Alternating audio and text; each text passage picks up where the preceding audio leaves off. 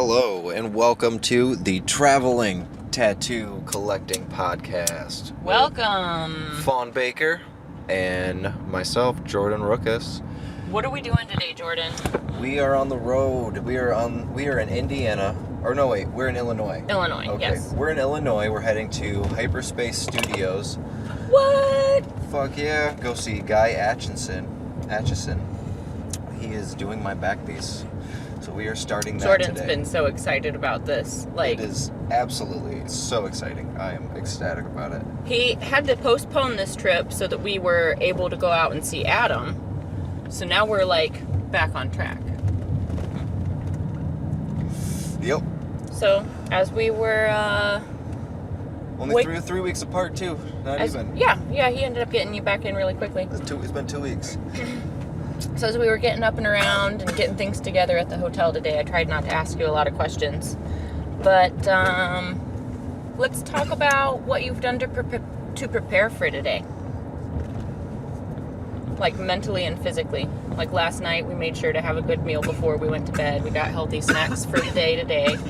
What other preparations have you been doing? Anything? Well, I can say that I should be drinking more water. I haven't been doing that.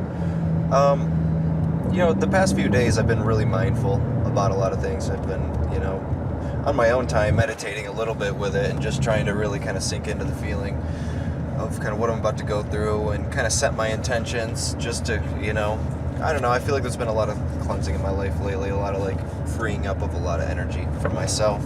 I'd really like this to be kind of something that kind of just really going to help bust open my heart chakra, help bust open my soul a little bit more, clear out some old energy. It's gonna be a lot. So I just kind of been preparing myself for just giving all the control away today. The surrender. Because I know it's gonna be painful. I know. Yeah. But in terms of preparation, I was kind of laughing at myself a little bit because I haven't done a ton to prepare. We didn't go to a restaurant this morning and get a big meal. I kind of ate light a little bit, but I'm drinking some sugar now, and I mean, we had biscuits and gravy. That was some good carbs that'll get you through. That's true. Yeah. We did eat a little breakfast for sure. Yeah, I think our breakfast was actually a pretty good choice. But I think I dog on my clients a little bit more, and I'm a little bit harder on them than I'm being right now. But, I don't know. We're traveling. Sometimes it just is kind of how it goes, You're kind of going from one thing to the next. I had to get there a little bit early this morning. But it's exciting. We're on the road. We're hoping to get a few bites from Guy if we can today. Jordan brought his drone. We talked about the drone toy. Oh wow! Oh, wow! Look that at is that, an owl. That is How an cool. owl. Oh man, that was awesome. That was a great horned owl just crossed in front of us. Majestically. I told you, birds like to interact. That was beautiful. Right away as soon as I saw it, I was like, that's a fucking owl. That was awesome. Really Thanks, close. universe. That was really close. I seen its eyes. Thanks, I seen its universe. eyes. I seen its beak. That was cool. I'm really glad you guys got to be here for that. Oh man, what a great way to start the day. What a great way. Drop it down. Sharing some knowledge. Yup. Praise Malik. Praise Malik.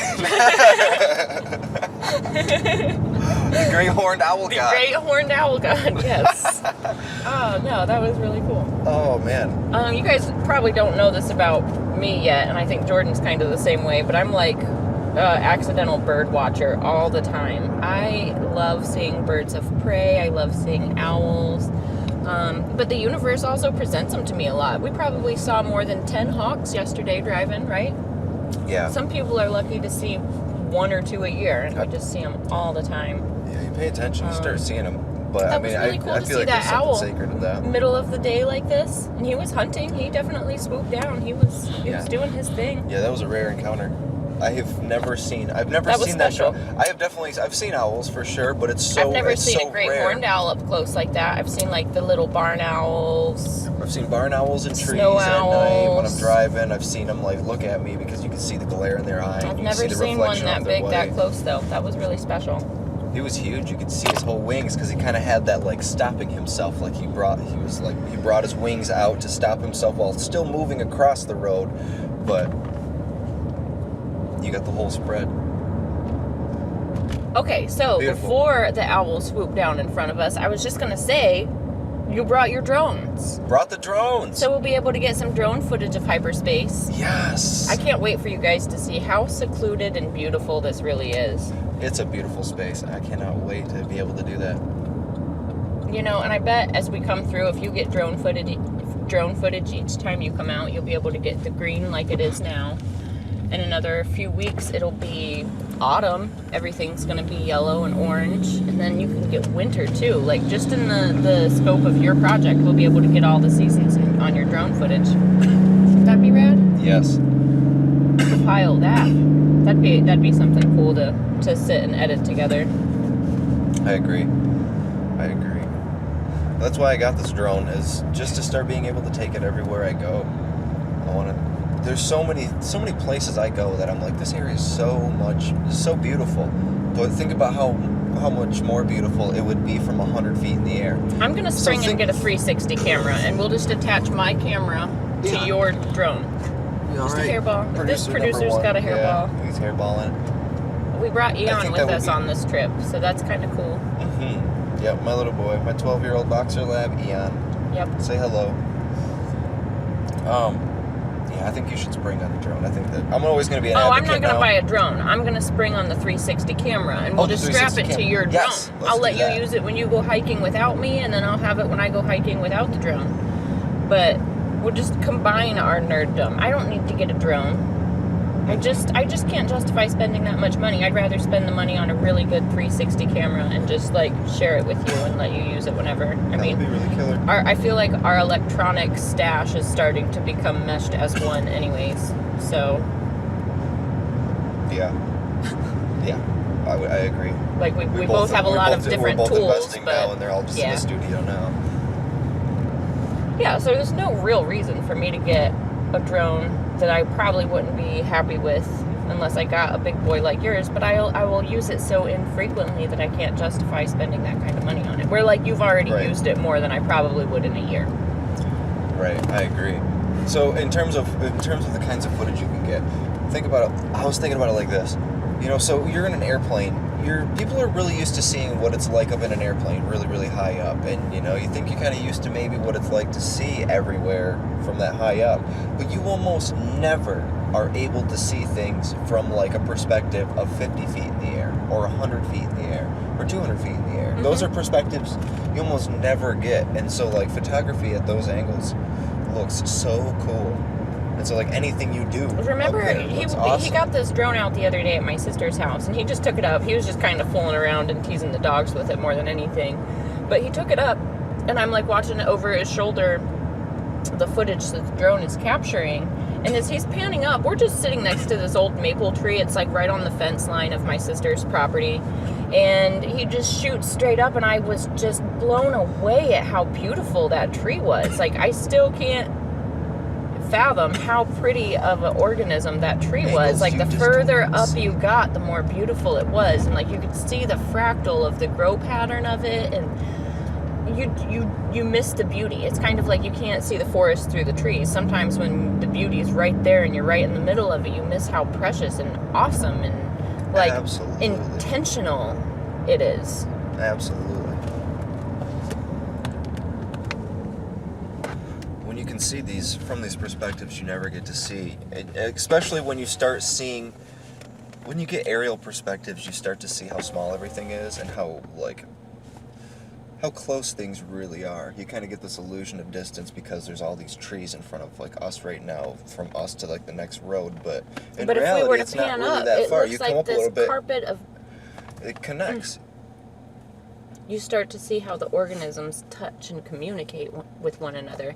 Once you get so high up, you miss that. But once you're close enough, you can still see the tree as a tree, but this tree is talking to that tree and moving with this tree, and you're close enough to see the interactions. Like, you're close enough to see the trees as well as like the branches, where like on the ground all we see is the tree trunk and the sticks. Mm-hmm. You know, we don't see the whole life. Right. For the most part, you're seeing the undersides of leaves and the leaves that are kind of hanging sideways that you get to see, but you're always getting an under perspective. when you see it from any higher, it's a lot different. Well, and here's the other thing. When I'm in the forest, you've been with me enough to know this, like, I'm always like, oh, look at that beam of light. Look at that sky. Look at this. A lot of times I get so in awe of the way the trees frame the sky, or the way something else is framed by the trees, that the trees are just another element. So it was really cool just to take a moment to actually, like, you know, I say I love trees all the time. I appreciate them all the time. But, like, it really just caught me off guard how pretty they were. I don't know. I was just blown away. Like, wow, those are beautiful trees. I thought they were basic, but look at them. So I can't wait to see, like, what some of the waterfall footage and stuff is going to be like. When you have waterfall, and that's the other thing. Like, I go hiking, and I'm always looking at waterfalls. I'm looking at the water and the like reflections. The a lot of times, I don't even effects. really pay attention to the trees. It's like, oh yeah, that's an ash, that's a spruce, that's a, like, I know what they are, but I'm not really paying attention to, like, how beautiful each tree is. It's not like looking at a flower. Like, you came up high enough on the drone that I could look at the whole tree as if it was one flower. That's what it was. That's what connected for me. The whole tree became beautiful as if it was one flower. It was cool. That was a cool moment. So anyways, we're going to get drone footage of hyperspace so you guys can space out on all the beautiful stuff and hopefully see how beautiful some trees are the same way that I did. It's going to be really exciting. I'm excited to see what Guy thinks. I don't want to go recording his area without asking his permission first. Oh, I'm sure he'll be down with it. I wouldn't be surprised if Guy already has some drone nerdery around. Right. If not, he's definitely familiar with it.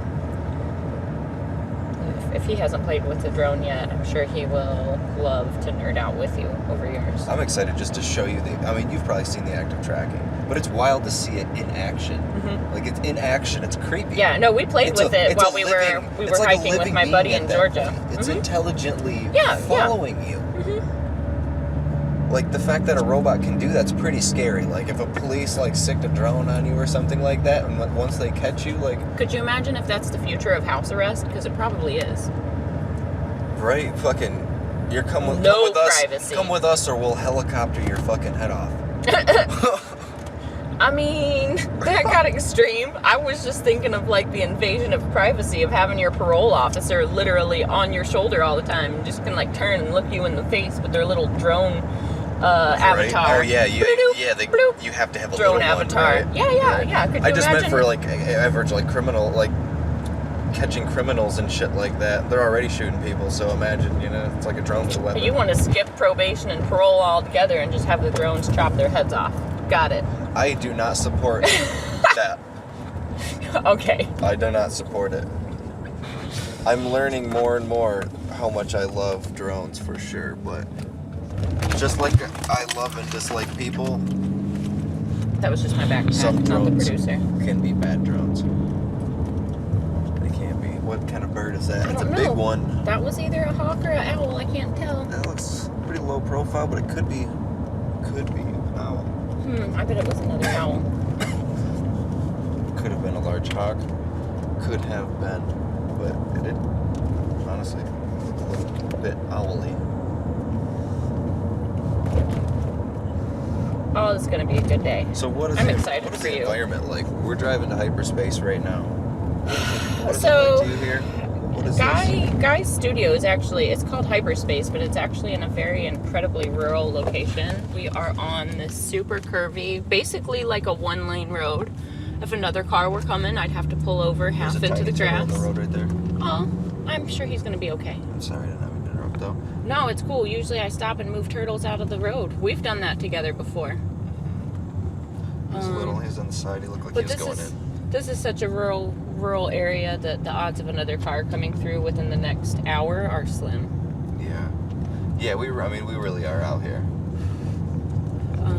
Yeah, so you just drive like out into the middle of nowhere, and then drive a little further out into the middle of nowhere.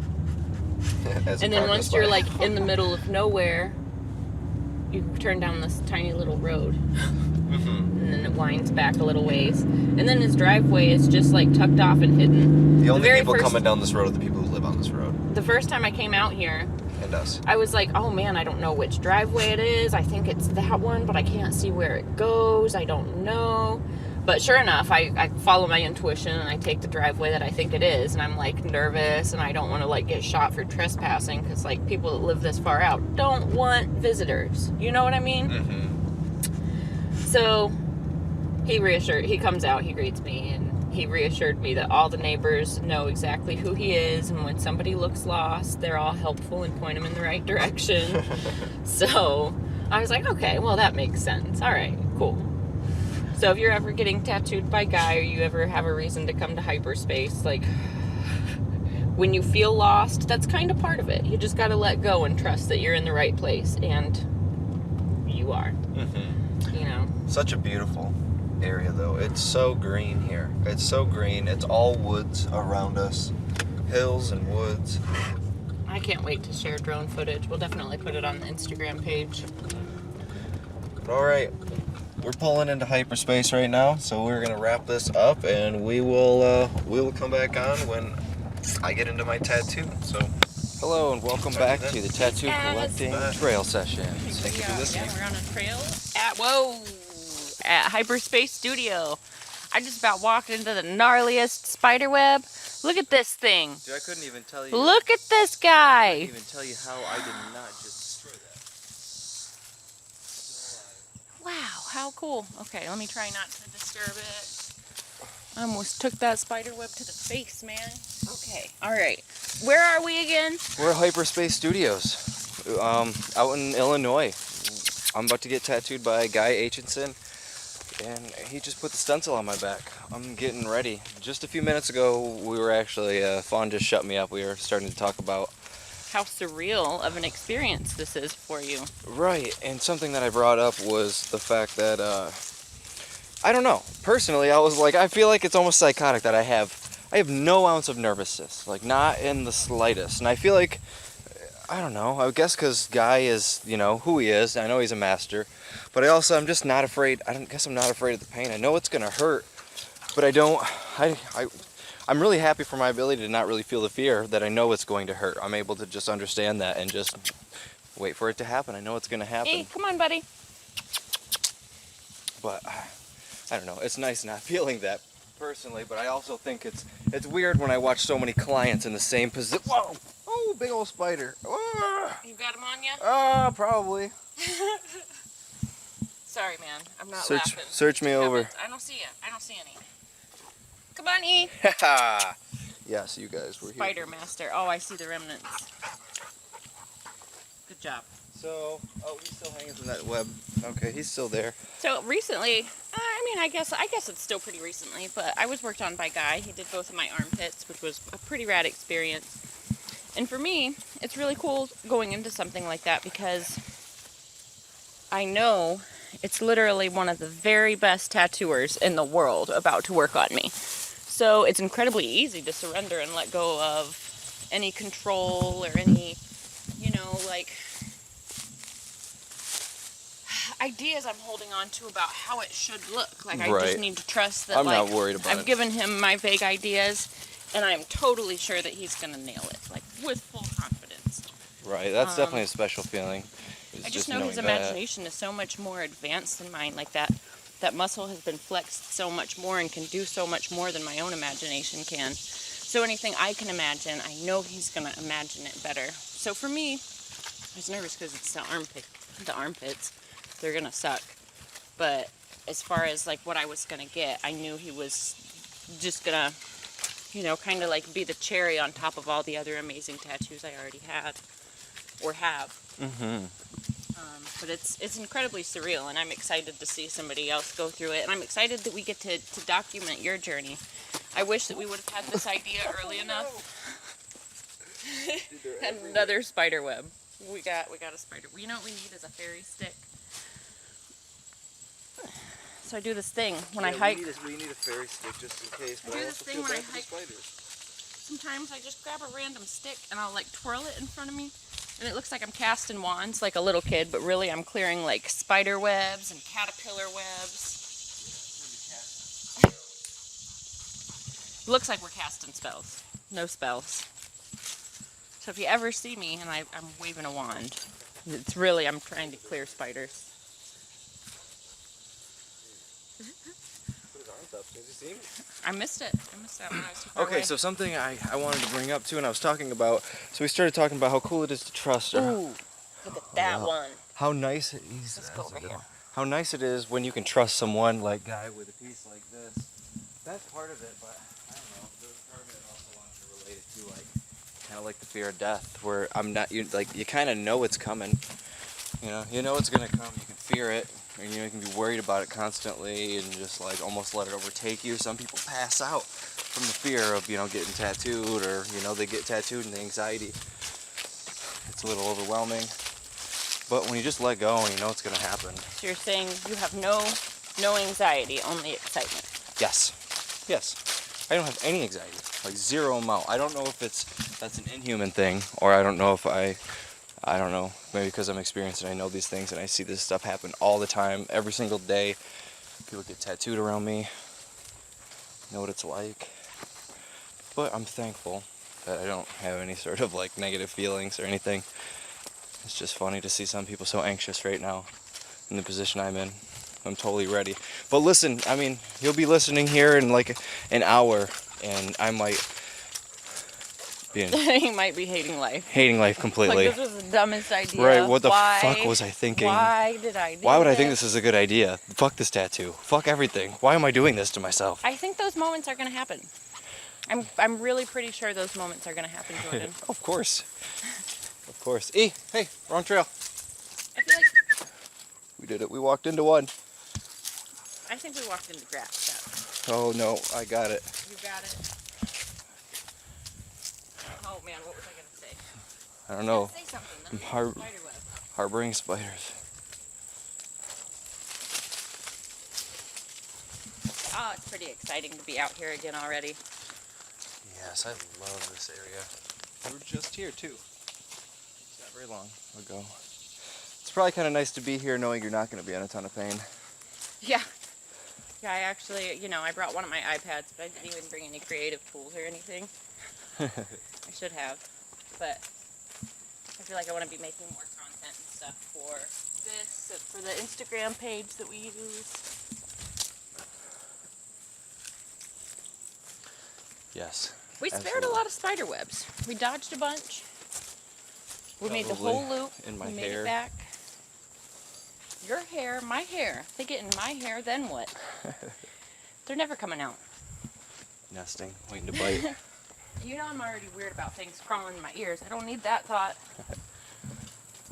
All right. All right. Well, we just made it back. I am actually going to roll a blunt. Maybe we'll be back for the blunt sessions. Thank you for listening to our 7-minute trailcast. Bye. See you in a Hello, and thank you for listening to the Tattoo Collecting Podcast. We are here at Hyperspace Studios with Guy Aitchison.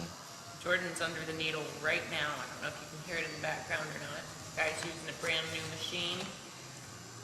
How's it going, everybody? Yep, that's Guy. So we've gone from Oregon 2 weeks ago, doing the podcast, getting tattooed with Adam France, and now we're here with Guy. So I think it's kind of cool. You guys get to hear about my journey as we grow this podcast. You guys get to grow with us as I grow with my tattoo collection. I wish we would have thought of this idea like a few pieces ago in my collection, so we could have shared those parts of my journey with you. But we didn't think of it that soon, so you get to be here for Jordan's collecting you still have- Of course, we still have the tattoos, and you can show them off and share the stories, for sure. Oh, absolutely. Yeah.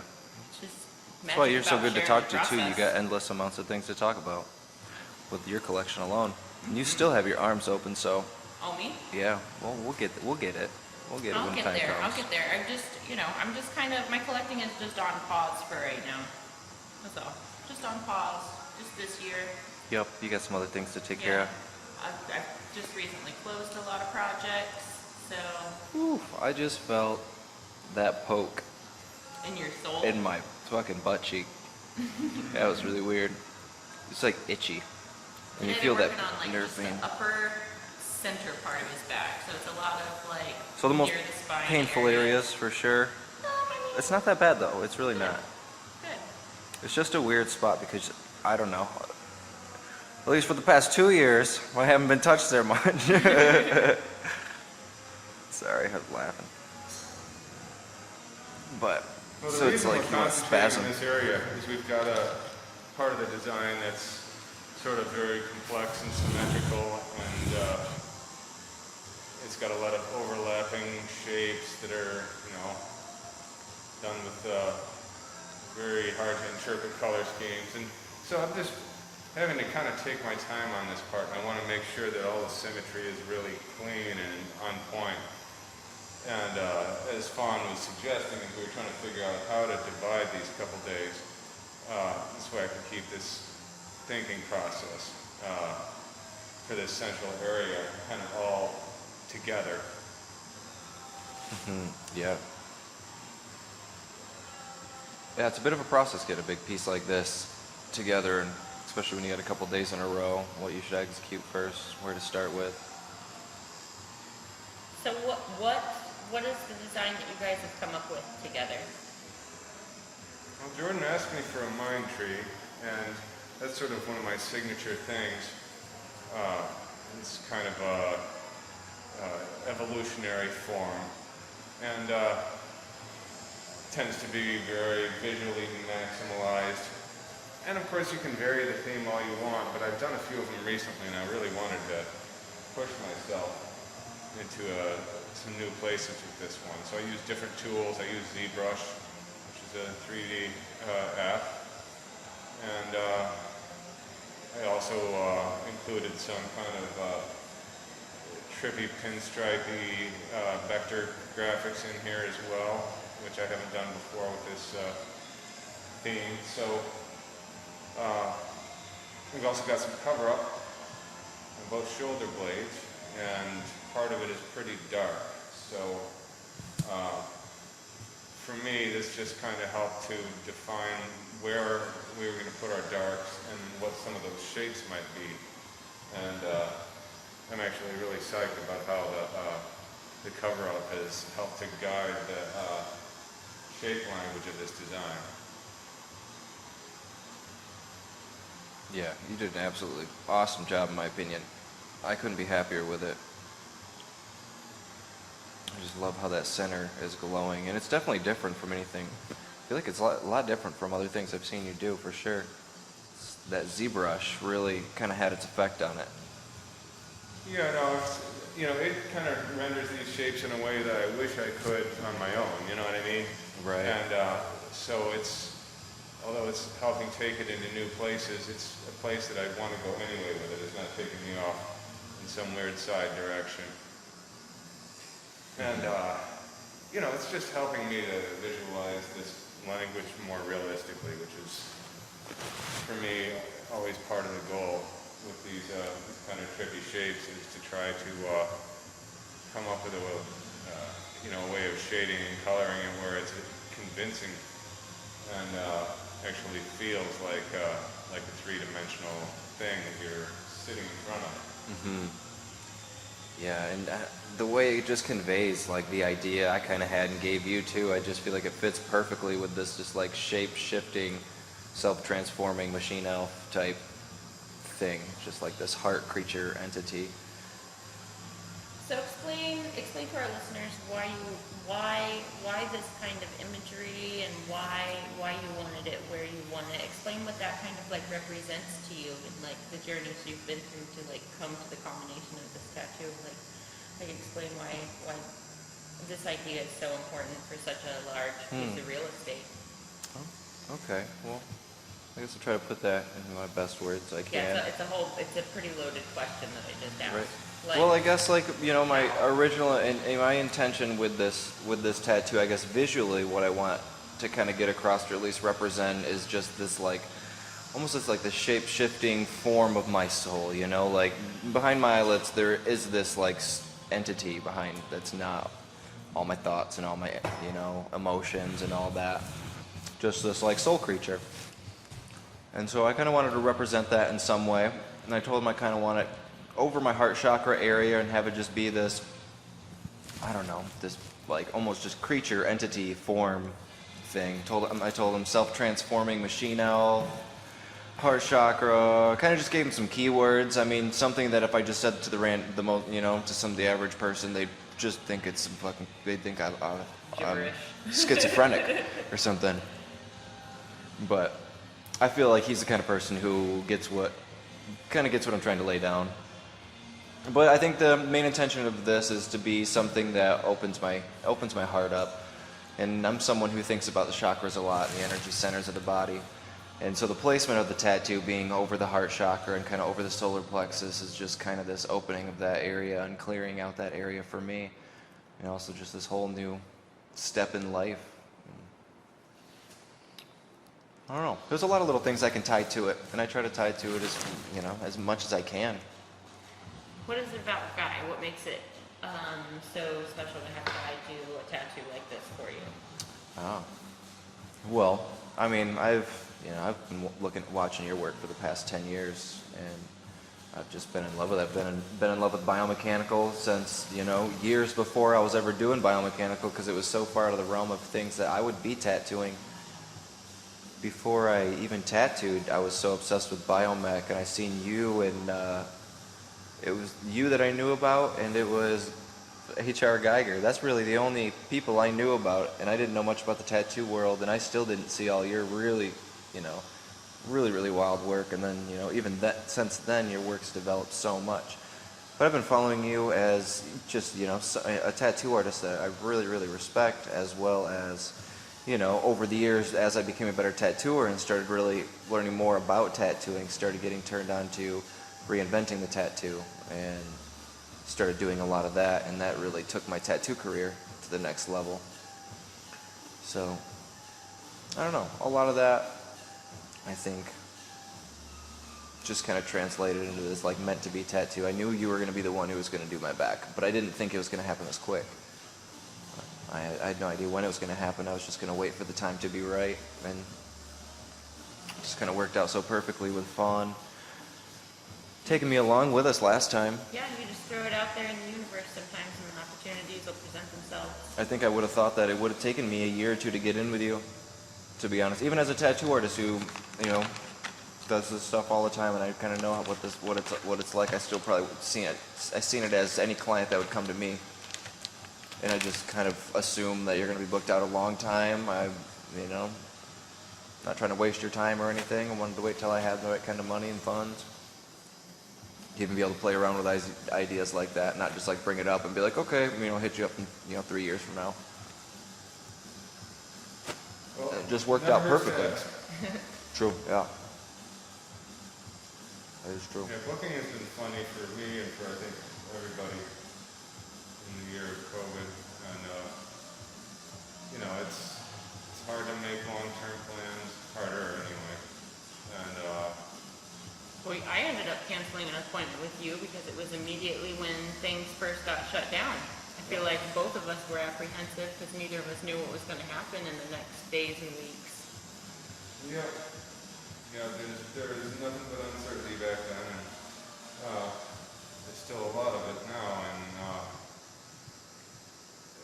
one thing that made me feel a little bit of hope was Michelle and I had some clients recently that are ICU nurses, and they've worked the COVID ward, and they said that it's not that the situation is under control, but the panic is gone, and the procedures are now in place, and employees are no longer getting sick, and they're having better turnouts. They're not kind of under control on ventilators nearly as much.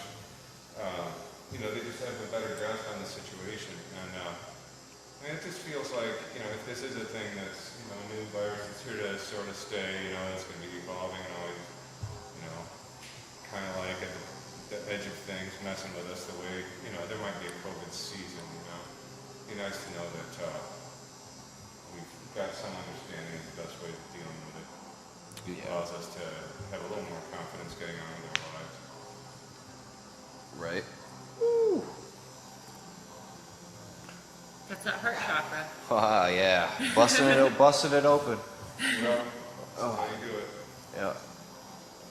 So one of the things I've been asking Jordan about is, we talk about like pain and things like that when you're preparing for a tattoo session. Jordan's already got his full chest done, and he committed to 2 days back to back on his chest, which I haven't even done. But one of my most challenging sessions was like in the solar plexus area of my like front torso. So Jordan he's already experienced what I would consider one of the most challenging areas.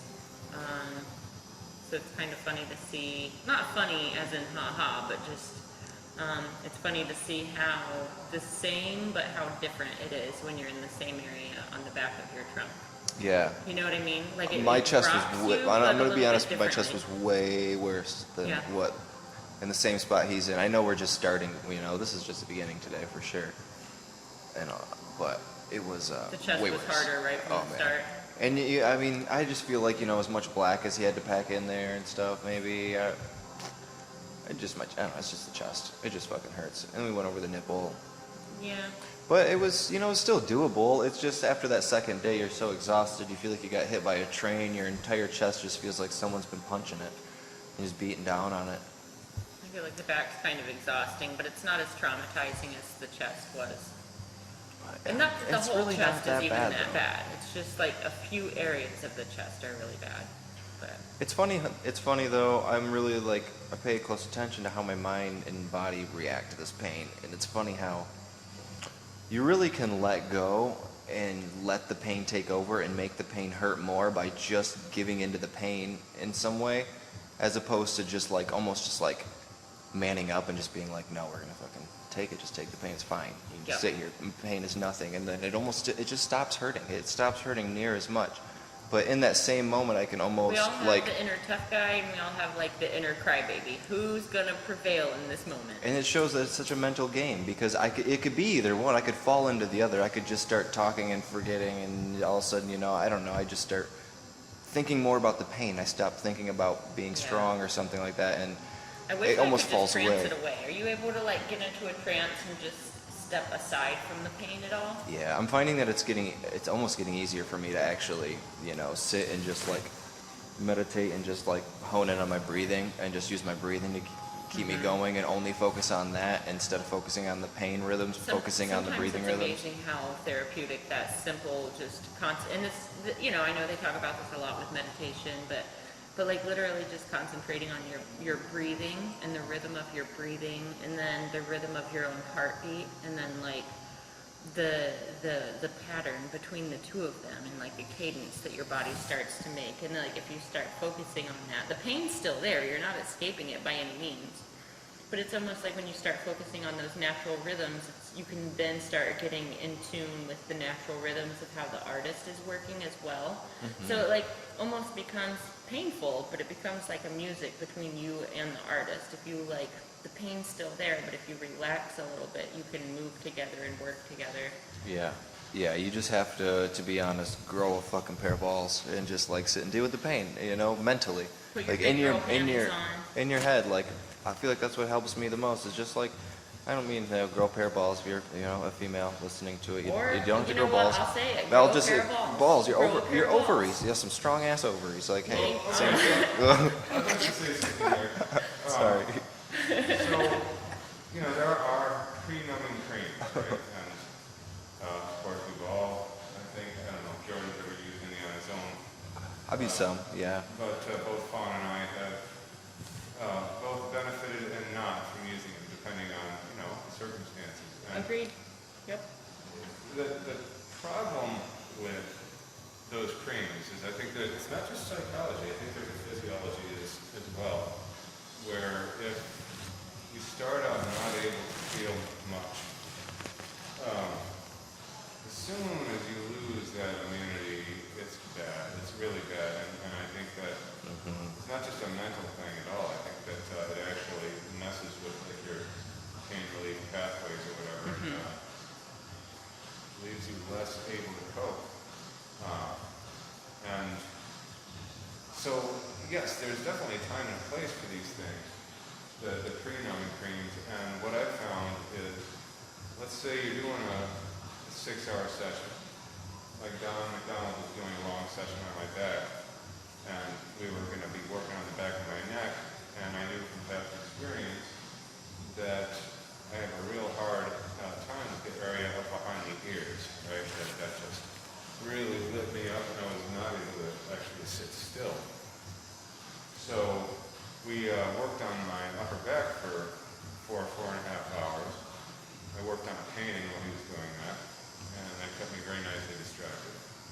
And towards the end of that, we applied the pre-numbing cream to the back of my neck.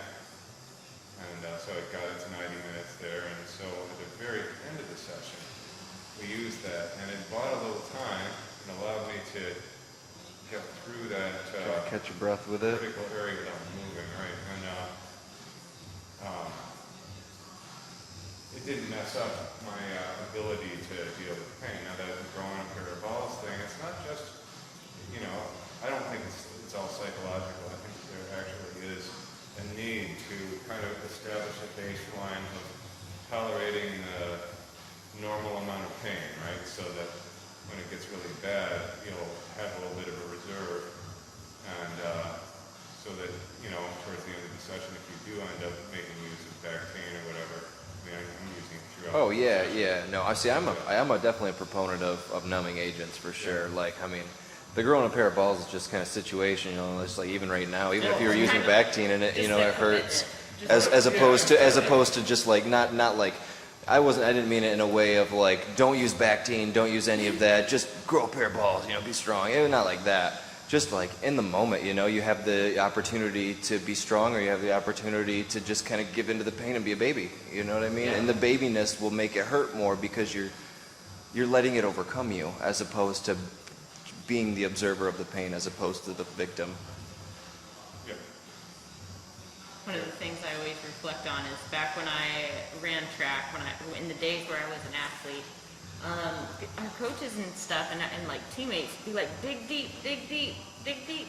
And I feel like that kind of advice and those like mantras are the most helpful during the rougher tattoo sessions. Like, dig deep, get through this, you've been through worse, other people have been through worse, you're gonna live, you're not gonna die, dig deep, get through it. Mm-hmm. And I mean, don't get me wrong, I would like squirm and squiggle and can't sit well to save my life, but there's still like that, like there's that thing that makes you stay on the table when everything inside you is telling you should walk away because this hurts. Yeah. You know what I mean? That's the thing. That's where, like, whether there's numbing cream or not, like, I could get up and walk away at any moment, but I've committed to be here, and my artist is committed to fulfilling their end of the deal as well. Finishing the piece of art. Yeah, it's like, I always call it teamwork as well, Sometimes one of us is contributing more than the other, but it still takes teamwork to get to the end. Mm-hmm. It takes a lot of mental strength to come back for the second session, whether it's a day apart or whether it's a year apart. Yeah, that's the truth. That decision to sit back down on the table and do it again and go through it again to achieve this. You're achieving art, but you're also achieving like new levels of spiritual growth. And I feel like that's what this whole project is for you, is that growth that you're kind of looking for and chasing in your personal life. You're definitely one of the more spiritual people I'm around, and you're always talking about growth and new achievements. I think this is just the perfect culmination of that for you. Thank you. I can definitely agree with that. This is another little. But those are It's exactly where I need to be on the journey, and being here right now is definitely a reminder of that. Always, like, the fact that I'm finally getting this piece done, the fact that you're doing this, guy.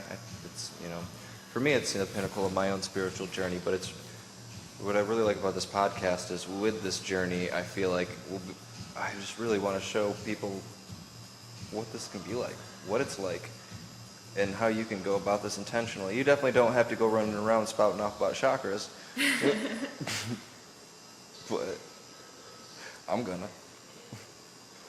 It's just how I like to relate it, and it's not, it's just the energy centers. It's just a system of life. Right, even if you don't necessarily believe in chakras, you can imagine there being different levels of energy that a person could express where, maybe you've given into anger and frustration in a very low state. Thinking with your lizard brain, you're not really going to be, imagining thoughts of redemption and forgiveness. But then, you can achieve higher states as you, forgive, relax, allow yourself to let go of things, to not take things personally when you realize that life is just complicated and things often happen that might seem offensive, but really they just happen. Right. Meant that way. And you can rise to a level where you could really, in theory, be able to overcome any kind of pain or suffering. It's almost like the organizational system of being able to break it down exactly what the channels of, like, quote-unquote energy are for those things. The way that those things in reality affect your life. You got your solar plexus, so it's, it affects your energy and the way you eat and how your digestion, how your food's broken down and energy's created from that. And so it's just like there's a system for that. You got your heart, which is a system for the way you give and receive love, and some other things you can get into. Throat chakra, how you talk, how you communicate, and then Often actually associated with leadership, and that can be leadership itself. That's one of the most important skills. yeah, the throat chakra or the heart.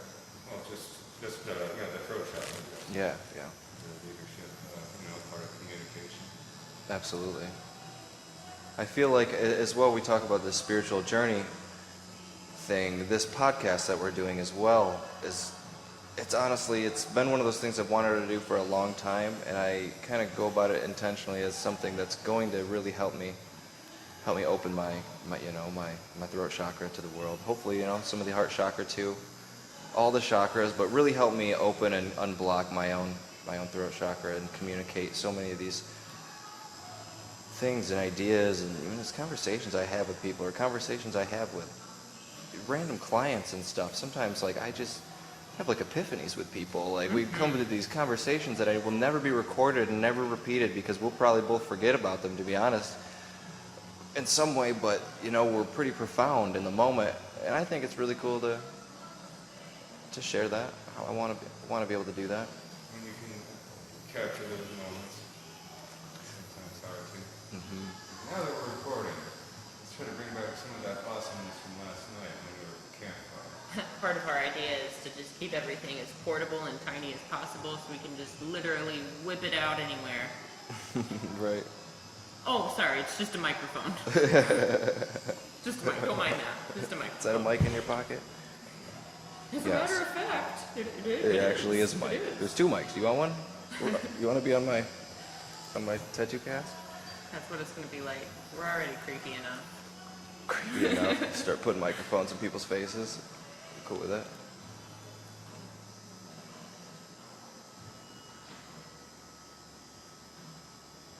Well, I think I'm going to stop recording, take a little bit of a break, and then we'll pop back here in a little bit. Sounds good. Thanks for listening, guys. We'll be back.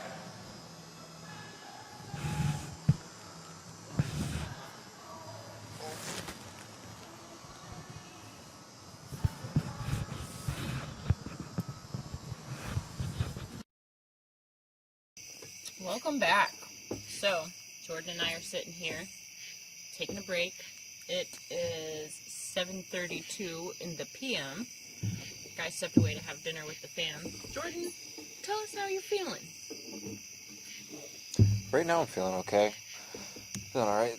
Definitely doesn't feel the best. The back teen areas are okay and fairly numb, but it's the center of the back. The entire day-to-day the focus has been the center of the back, so definitely feeling it.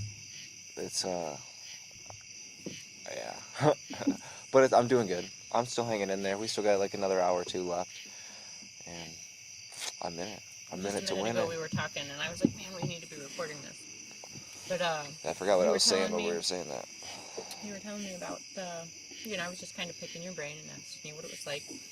You were telling me about how the pain was different than what you had imagined or expected, I guess.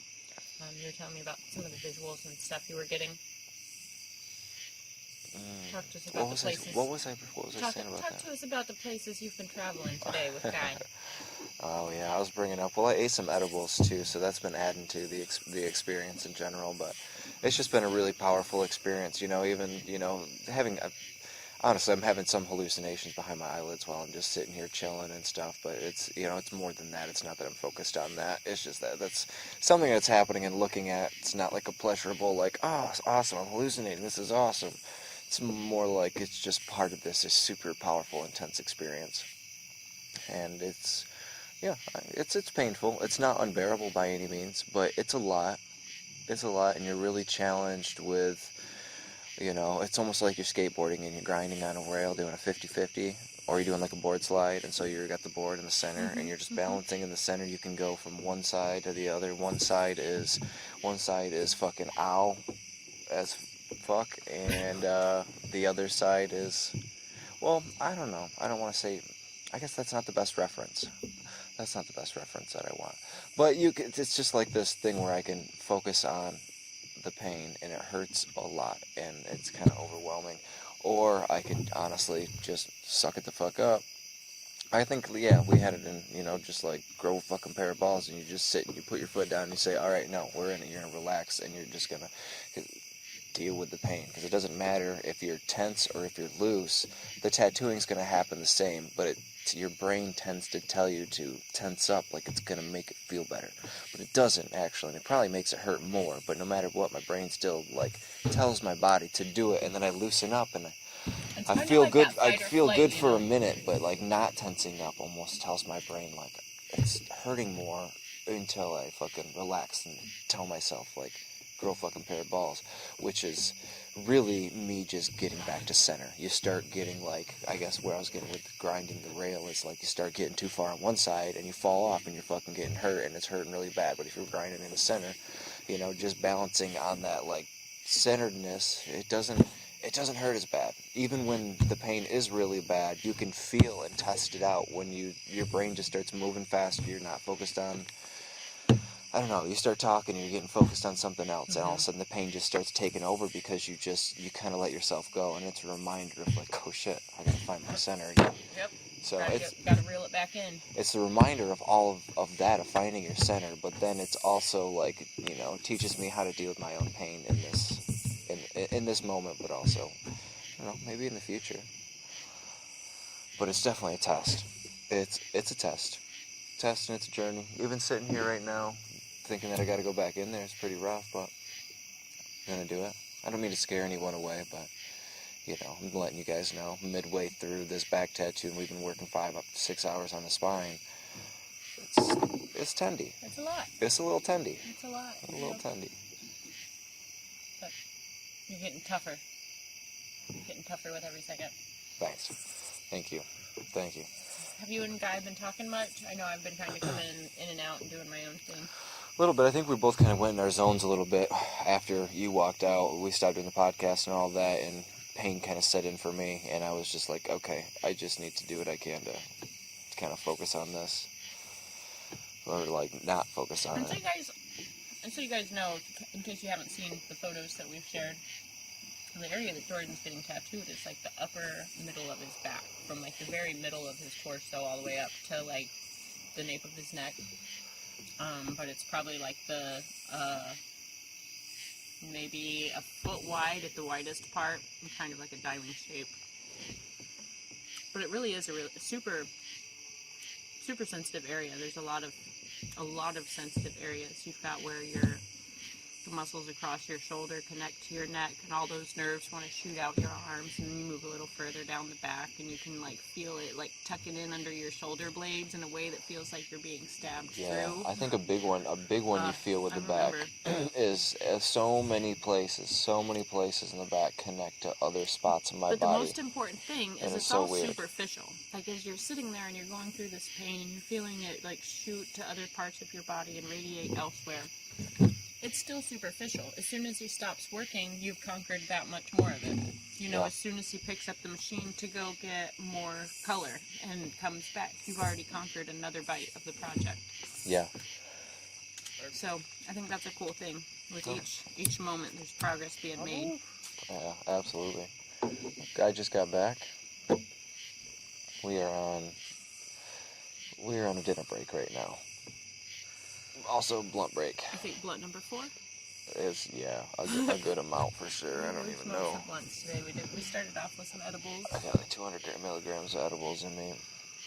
That I think I'd probably be more talkative for more podcast stuff if I wouldn't ate all those edibles. But I'm actually glad I did because it's zoning me out.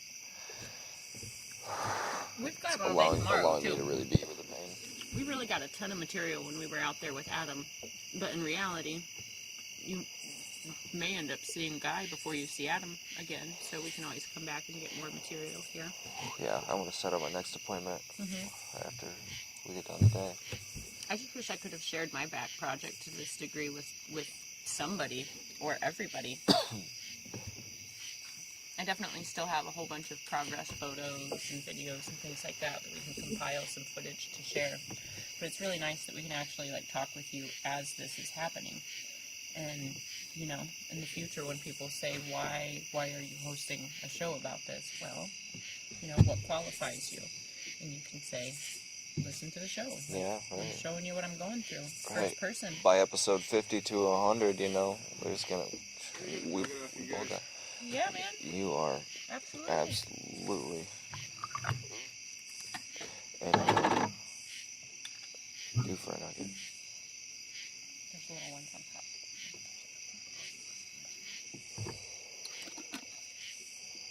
All right. Well, I think we're going to get productive here in a little bit, unless you want to sit down and kind of talk with us. Yeah, got the little microphone going. And where did we leave off? Well, Jordan was sharing some of his pain hallucinations that he was nice. experiencing when he closed his eyeballs. So we were talking about the pain experience and how zoning out. it's a little different than what he expected. So we're just trying to Just capture trying to- that.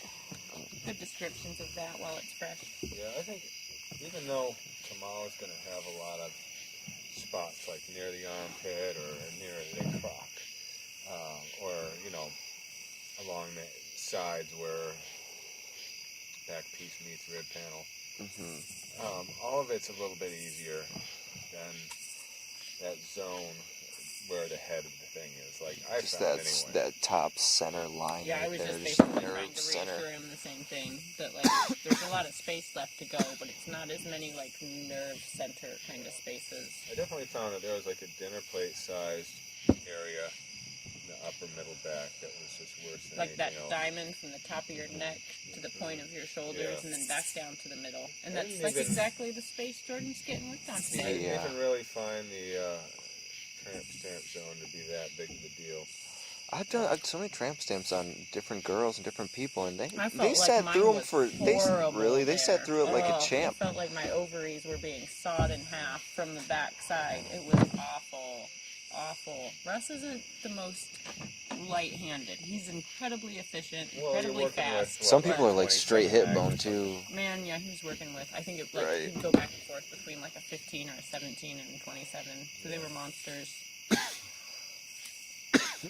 It really is cool. I know we don't talk about a lot of technical stuff on here, but it really is cool to see how quickly you can saturate, and you're getting a lot of color in there with a 5 or a 7 mag. You're really just putting It's it in. interesting that you would even think that I'm working quickly today, because I think I'm working very slowly.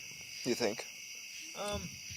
Well, now that you're shading things in, it's starting to come Compared together quick. something where I didn't have a reference that I was really trying to capture, you know, there definitely is a difference in the pace I can work at, and I think that the same is true of realists and, you know, anybody who is, you know, you're having to stop and look at the reference and say, that gradient goes there just like that. Right. Takes a little extra time, even an extra 10 seconds on a minute, ends up being a lot. I need to go a little bit more tan, right?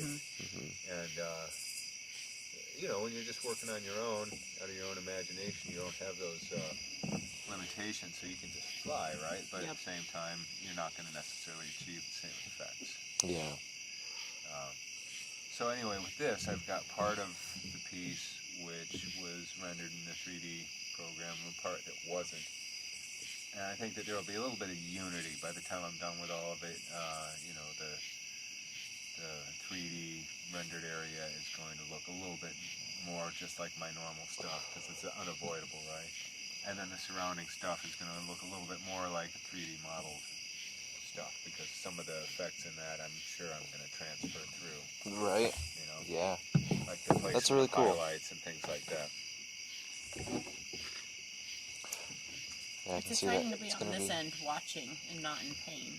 I mean, I don't mean to poke fun at your situation, but it's actually nice. Yeah. You know, I was just here a couple months ago, but like when you're in pain, as much as I feel like I learn from being worked on by all these people that I look up to, it's really nice to be able to just kind of like quietly look over your shoulder and just like watch the things that you do. And there are a lot of things that you do where it's like, okay, I do that in my own work, but you're like, without even knowing it, you're giving me permission to just like fly faster and further with some of the things I'm already doing. And then it's cool to see how, like, you know, how effective it is the way you layer like your color on your lines even to achieve depth with line. And it's just really cool to be a bystander and just to be able to see your tricks without the pain attached to it. The most tedious part of the tattoo, though. Like, I figured, let's start with that white pinstriping stuff at the top. Now, that's not something that I think would look good with any major glitches or mistakes. You know what I mean? It really needs to be tight. Right. And it's really going to need a couple, 3 hits. Not complete hits, you know, but in the course of doing this tattoo, I'm going to be revisiting that because I'm going to want it to look flawless. Right? Yeah, So, I could see that like session by session with my own work, but I couldn't actually like watch it develop the way that I can today watching you start this project with Jordan. It's really cool to see it. That's awesome. To see I it wish from I could this see. angle. Wish I could.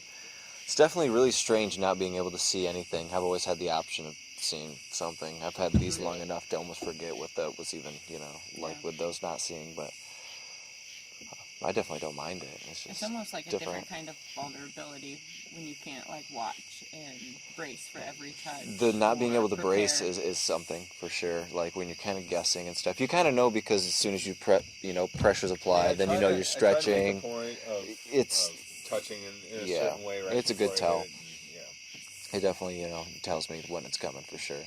But then there's still like when you're not, and it's just like you don't really know. You can't see anything. I don't really want to like look back all the time.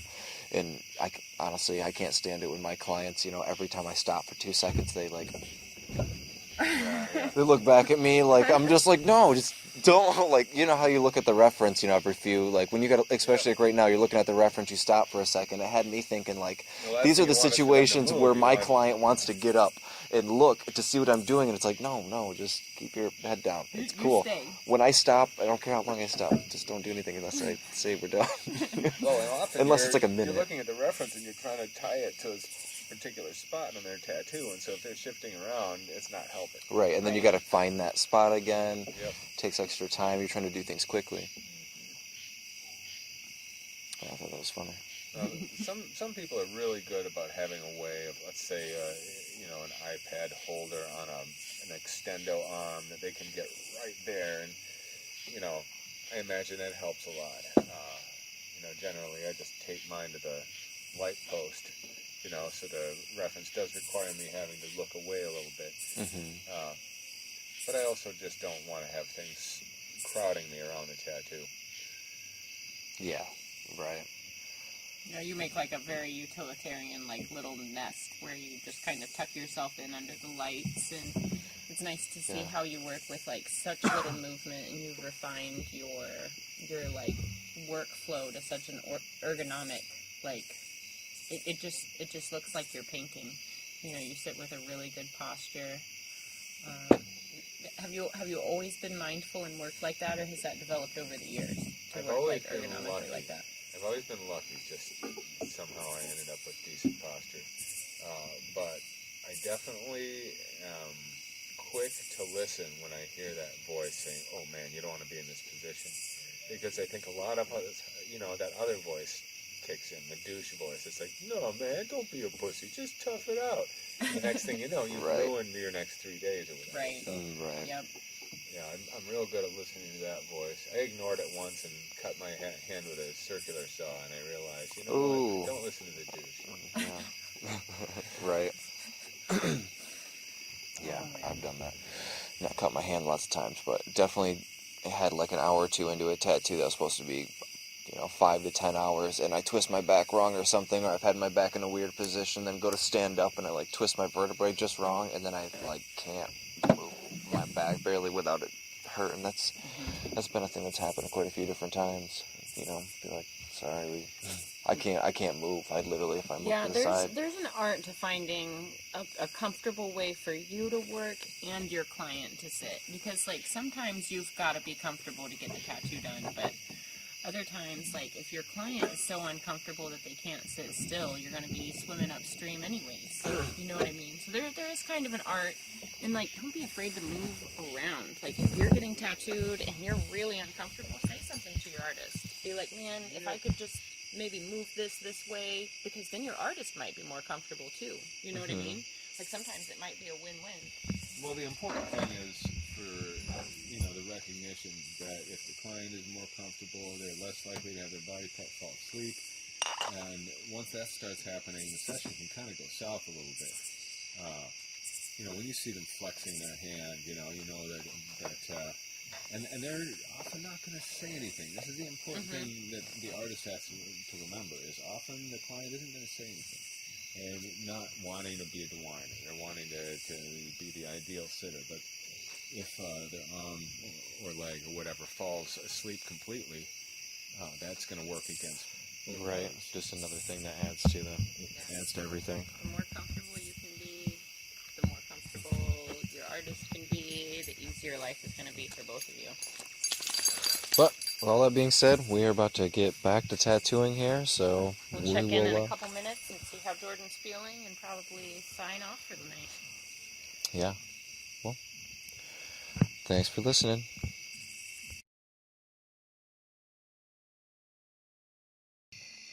And welcome back. So we were going to come back while Jordan was still being tattooed, but I waited too long, and then he was hating life too much. There was no way I was talking to you guys while that was going on. That last part it was okay at first while we were in the back teamed areas, but near the end there it was definitely getting a little rough. I'm feeling wonderful now. It's just like a wave of euphoria as soon as it's over. Just knowing it's not going to touch my skin again, at least till tomorrow. Yeah, no, a lot of people feel that day 2 they're a little bit better prepared. This is what I found. I feel that way as well. I do. I mean, I think it's something with the back team sets in. I mean, I know we'll be working in new areas, but I just think not working in areas that are so tender, that's going to be nice. Yeah, I mean, that's a lot of the worst spots that really, the ones that make you tense up. And also, at the same time, the most complicated and demanding part of the design in terms of me having to slow down and get those lines just so. Mm-hmm. Yeah, right, hanging out right in that little pain diamond. I'm going to be honest, as a bystander today, you guys, great game out there. Great game out there. Jordan, you fought the good fight. Oh man, yeah, You stayed dedicated, focused. It was busting my heart chakras open. That's for sure. Near the end there, I was just like, oh man, tears were like coming into my eyes. It wasn't like like I just want to like bawl or cry. It was just like, oh man, I'm so powerless right now, and it does get a little overwhelming right there at the end. When I use the word humbling, it seems to be the only word that can describe that feeling, because it's like you're vulnerable and broken like a child. But it's honestly how it is. I feel like, I hit I'm broken point. Like thought I was tough. Today has determined I am not. It's good though. I like that. Even though that head, that really complex part, doesn't have a ton of color in it yet, getting it laid out just right was the the most time-consuming aspect of it. And the nice thing about you coming multiple visits is we don't have to take it all the way to completion all at once. Mm-hmm. You know, Yeah. we can layer it, and you know, work it until you're at your limit, and we don't have to try to push you past that because there's nothing to gain by doing that. Yeah, staying relaxed about it and knowing that there's more to do in the next sessions. Come back and do it again when we're fresh. Like even tomorrow, I know how it wakes up the second day. It's really not that bad. You wake up, most of that soreness, you know, is fairly light. Well, we're going to be kind of working all the way around, right? So I think each shoulder blade area, the 2 cover-up zones, each time I'm going to set the timer for 90 minutes.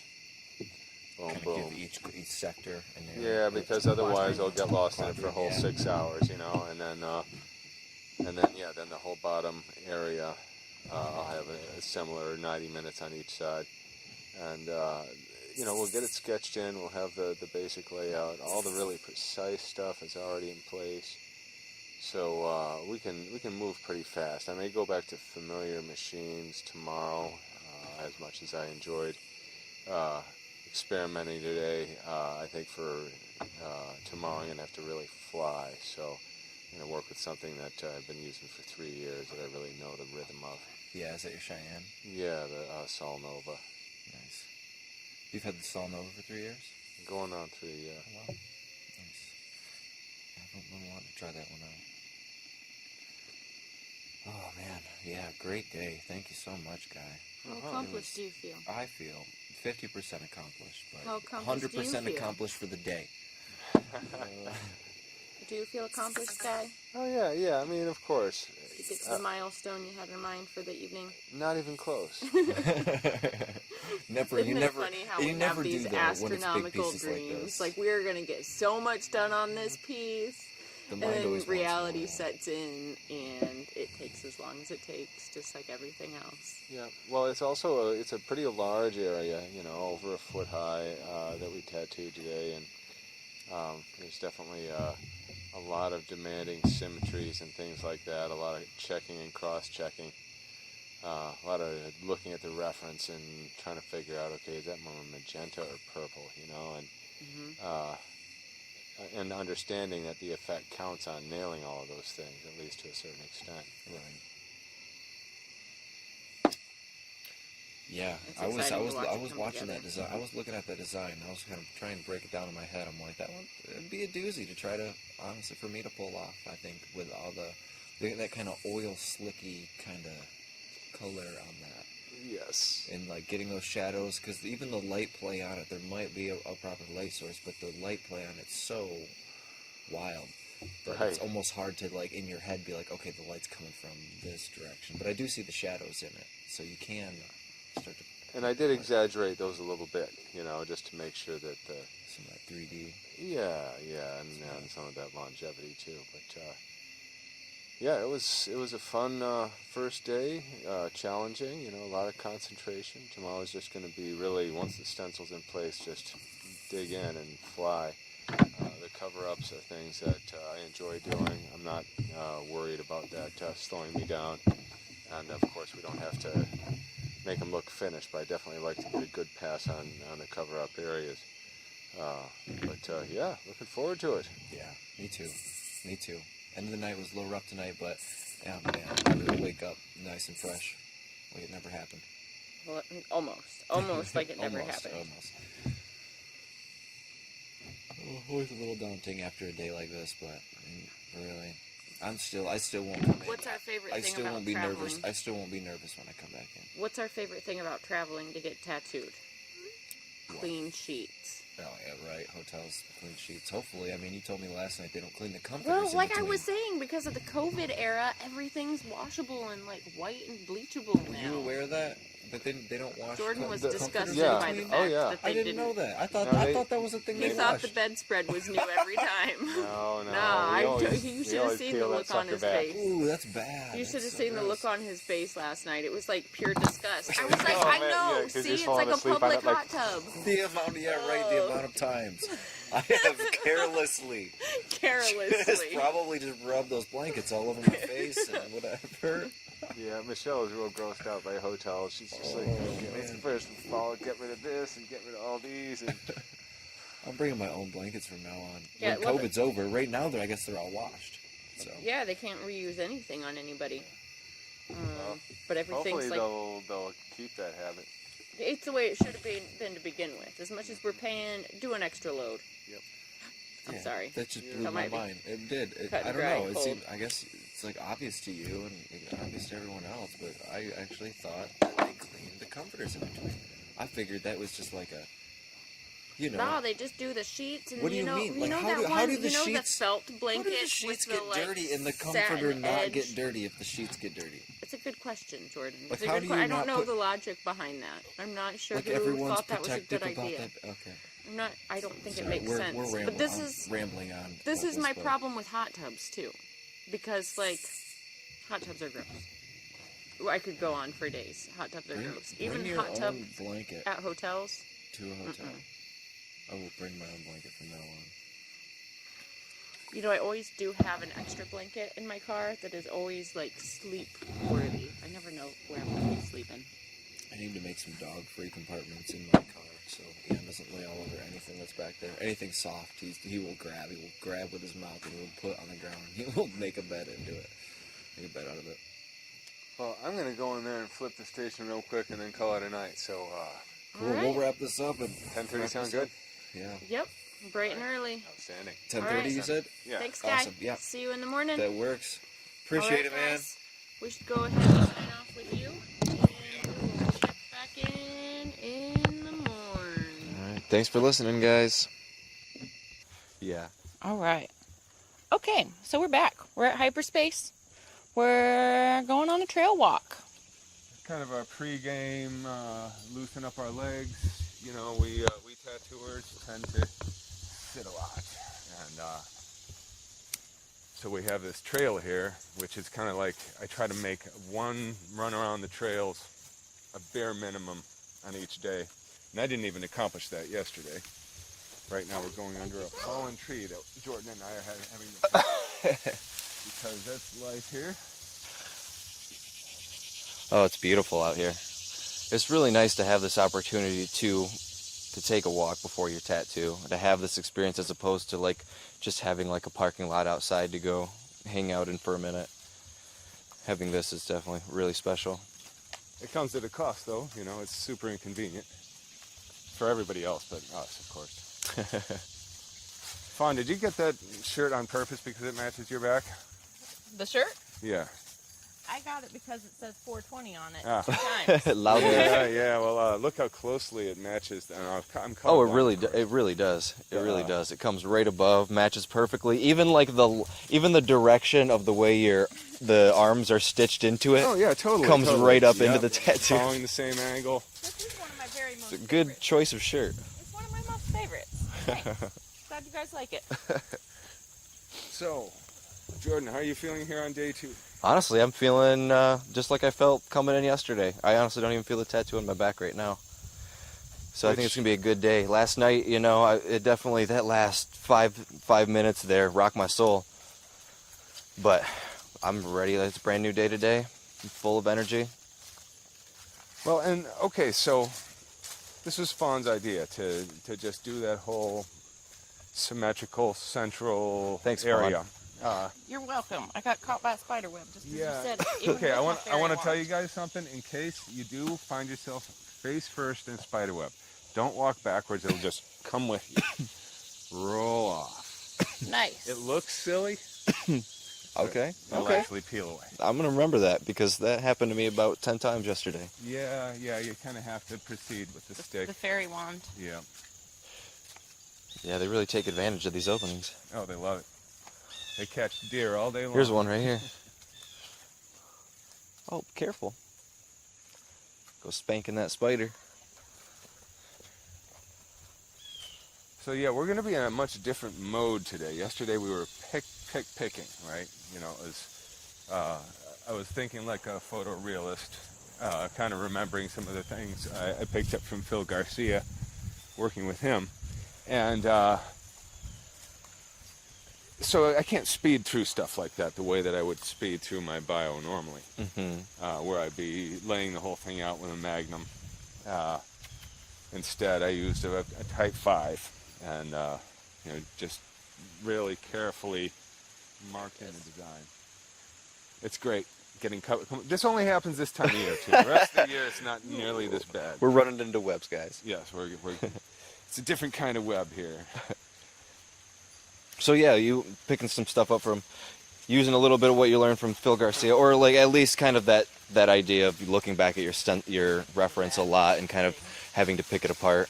Well, specifically working with Phil, I remember how he made his stencil, and realists, they all have different stenciling methods. Some of them, like Steve Butcher, very intricate, detailed stencils, right? Mm-hmm. And some of them will tend to simplify it a lot more, like the way that Phil does. And he wants to try to put the bare minimum amount of information in the stencil, just enough that the important boundaries of shadow areas and things like that are marked. Okay. But not so much that you're having to spend a lot of time staring at it and decoding it. And I think that if you're used to doing it that way, maybe it's easier when there's a lot of information. You know, I mean, obviously, whatever Steve Butcher is doing is working for him. But that's, I kind of, this would be the weight. Oh, wait, what's that? Oh, longer stick. Oh. Yes, yes. Nice. I chose to go with a more simplified stencil approach. And it still meant a fair amount of stopping and looking at the reference and looking at what I'm doing and making sure that I'm... Right, as opposed to having 100 little guidelines in there breaking down that stencil a ton more too. Well, and with that, you're still going to have to look at the reference a lot. Like, what does each of these little lines mean? Yeah, you're right. Either way, you've got a fair amount of stopping and looking, which is not something I'm used to. Yeah. And now, sometimes I paint from reference, and when I do that, there's a fair amount of stopping and looking. But there's also a moment when I allow myself to disengage from the reference, where I feel I've gotten enough there, and then usually there'll be light and shadow on a textured surface, right? Leon. Sorry, he just gets on his own way. Yeah, well, there's a trail that goes off in that direction, and it's the trail less traveled, and it probably smells like all kinds of critters. And he's like, oh, you guys are going that way. Sorry, though. What were you saying? Oh, something about something. Something about something. Oh yeah, when you are able to let go of the reference. Right. So once the lighting is established and the shadows are in the right place, that's the information that I really need from the reference. But in terms of like the character of the lighting, is it going to have a warm specular halo? Is it going to be a little bit brighter or intentionally flatten certain areas of shape to help its clarity? Or is it going to go intentionally darker or really fill out a shadow area more than in the reference photo because that'll help clarity? So, at some point or another, I do need to disengage from the reference, I think, and just go back to the principles that I always tattoo by. Yeah, absolutely. But every time I use a reference, I'm hopefully sort of upgrading those principles and bringing them closer and closer to reality, because that's the goal, is to be able to do something completely realistic out of my imagination. So you feel like now you're able to take off a little bit more from that reference where you have to specifically look at that so much, and after we get the stencils down today, it's kind of just like your normal thing. You just kind of can get in there a little faster. The stuff we're doing today is all hand-drawn, right?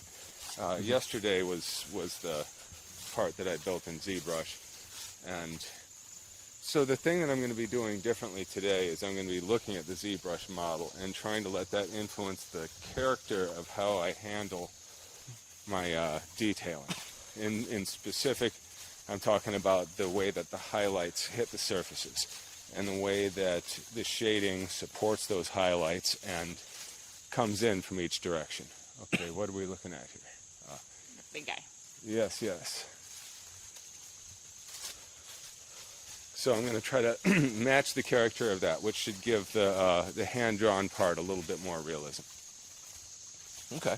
I've done this before with, I did a round painting once that a small part of it was based on a photo I'd shot of just a close-up of the armpit of one of my daughter's dragon toys.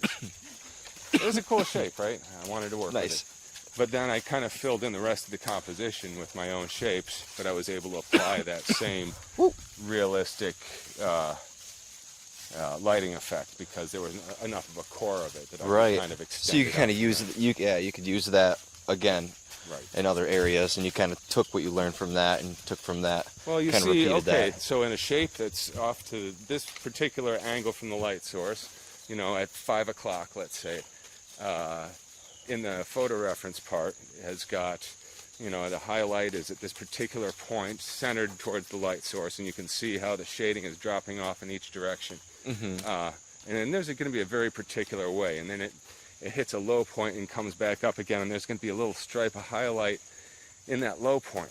There's going to be places like that that you might not think to put them unless you had that photo reference to say, okay, because it's doubling back, there's going to be that one moment where the curve is facing directly at the light source, but it's a very narrow place, and so it's just going to be a thin highlight. Yeah. So, yeah, having these references is great for that. It's one of the reasons I've built so many clay models. Yeah, the clay models, that's actually something I learned from you in reinventing, is creating sculptures and doing a lot of photography tricks on those sculptures, especially with bioforms and things that are so abstract. Creating realistic light sourcing on such abstract things Now this is is hugely useful. borrowed from Maxfield Parrish.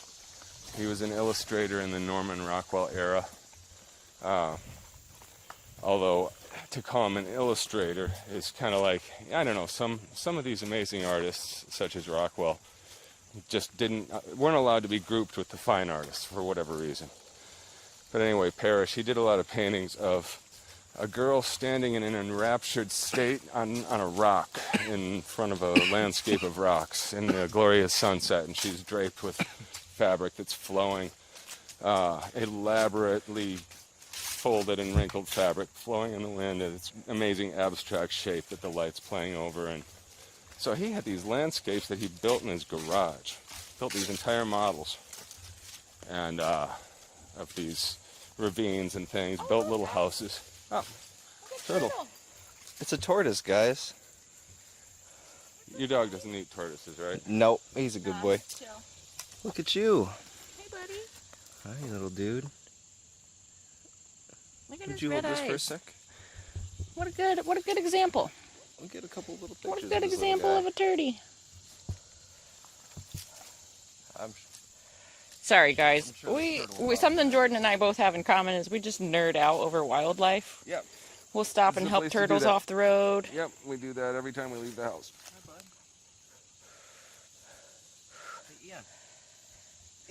Jordan's taking photos of him right now.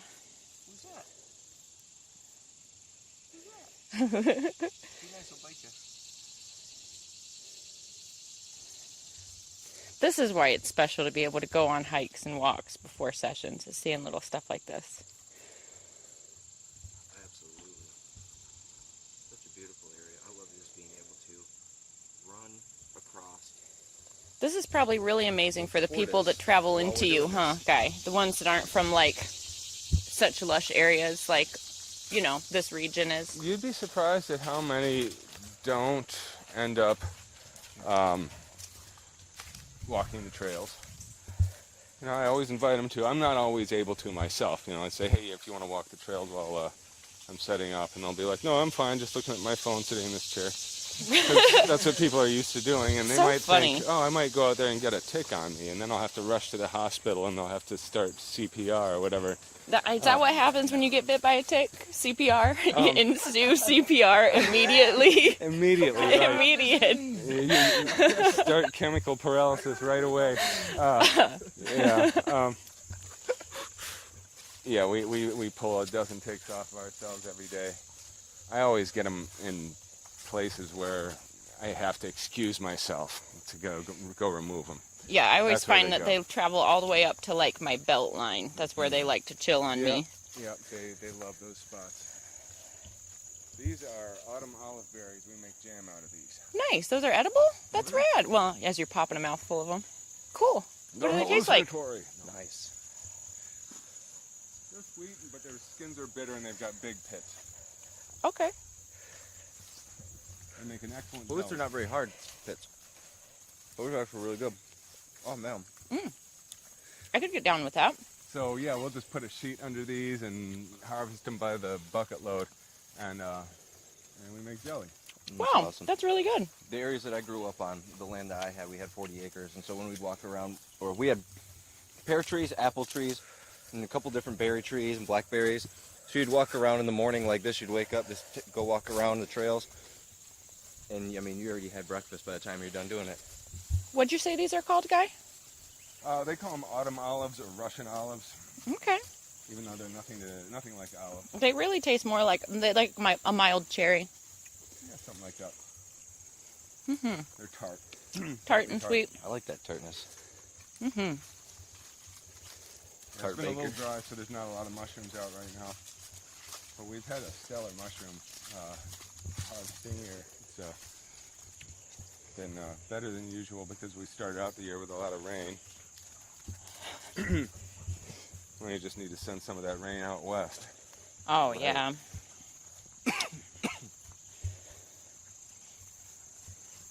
Please go out west, Rain, if you're listening. Rain. Rain, rain. Rain. Go out there. Go Rain. Don't just go away anywhere. Just go away to Oregon. Let's have a talk. Rain. Rain you and cloud. Let's have a talk. We'll close the door. You're going to seduce the rain into going to... Well, and also, Whatever it takes. You're seducing the rain. we're Whatever trying it to takes. seduce the rain There we with go. 1 trillion tons of carbon. That doesn't work very well. Dead, no. Unfortunately not. Usually the things that we as people try, like not as people as in us, but people as a whole, usually the things that people try do not work. Or they don't work the way that they were intended. Right. Well, they work the way that makes people the most money. Yeah, but nature always prevails. Oh, yeah. Yep, get that one out the way. I'm sorry, Spider. We're still wrangling spiders, I'm gonna guys. watch out, guy. You have got that spider. He's on you. He's on you. He's Oh, right yeah. Here. He's right here. Good, good. We're rescuing each other out here.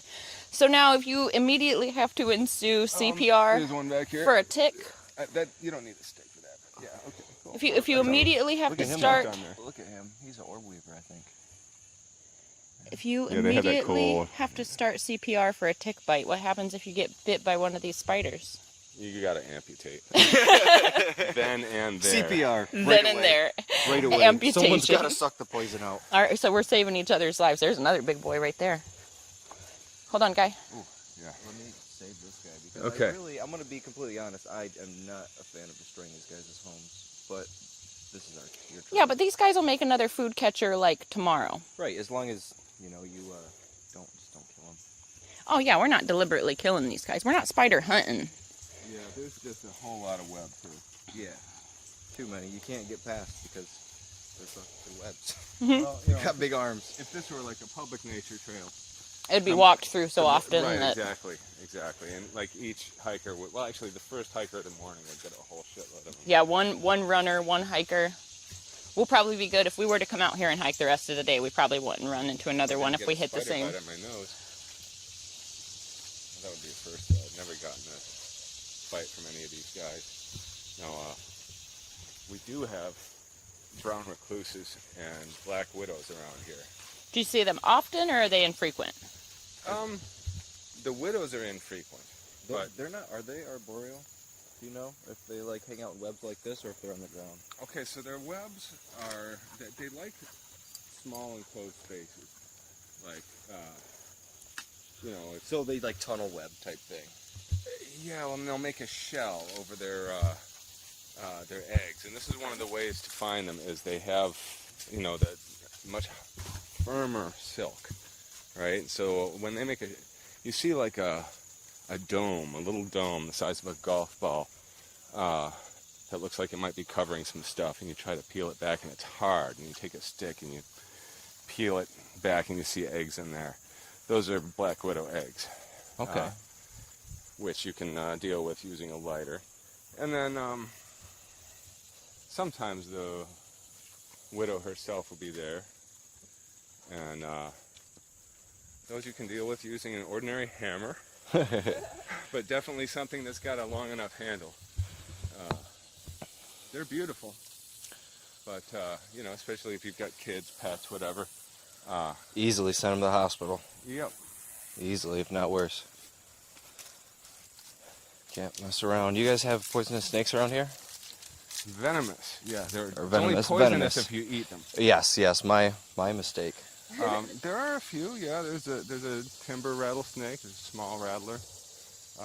However, a lot of snakes will pretend to be rattlers and will Kind of shake that tail. Yep. Yeah, so don't be fooled, because out of the 28 or so native snakes in Illinois, I think 4 of them are venomous. You'll probably know them when you hear them too. Ian. Well, E. there's some of them just have that look, you know, like the really big water moccasins are just, you know, they have that look, you know, they've got that body with the cross section that's fatter at the bottom, the big muscular kind of, and they've just got that look.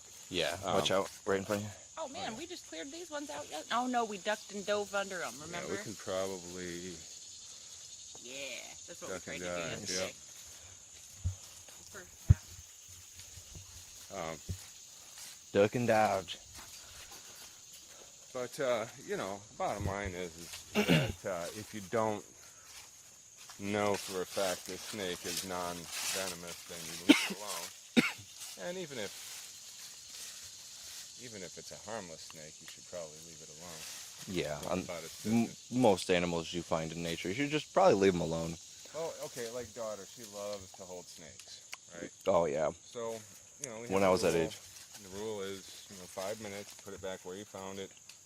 You don't bring the attention of the cats to it, and if it escapes from you once, you don't recapture it. Yeah. That's a good rule. I like that rule. Mm-hmm. Because each time you don't pick up an, recapture it. you know, imagine Godzilla picking us up, Yeah. even being his most gentle.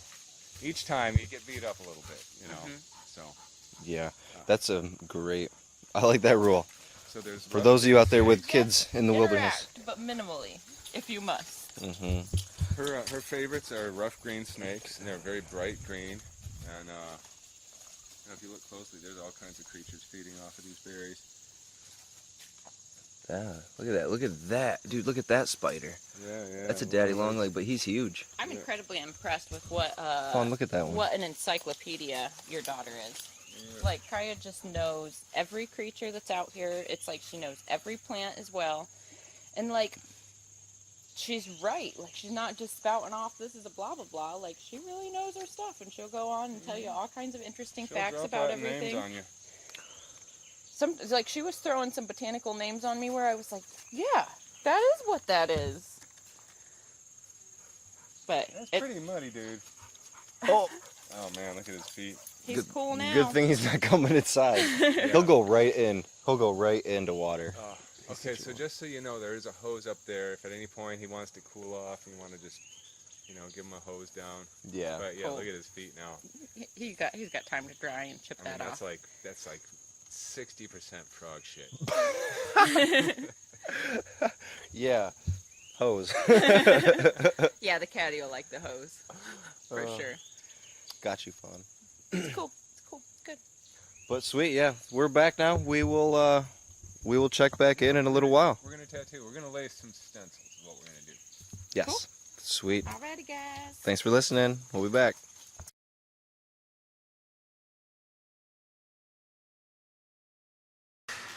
Welcome back. Welcome back. We're here with Jordan, Hi, guys. middle of day 2. Yeah, we're here with Guy Aitchison. He just had his entire lower back blasted in the time that I was gone and came back. Yeah, I'm still feeling good though. It was a lot. It was a lot done. Looks fucking dope. Guy, you're doing an amazing job. Yeah, it's sort of blocked in the way that a painting might be blocked in. There's not any outlines yet. And it's definitely not the extremely slow, meticulous application that we did yesterday, where I was trying hard to really duplicate a reference that I created. Yeah. In this case, it's really familiar language, and I'm just wanting to make it look as good as I can, so I don't have to really look at a reference so much as, try to just apply all my best practices with everything. And there's some cover-up in today's session, and I'm working on that right now. Yep, he is on my right shoulder. They're blasting over a sugar skull alien.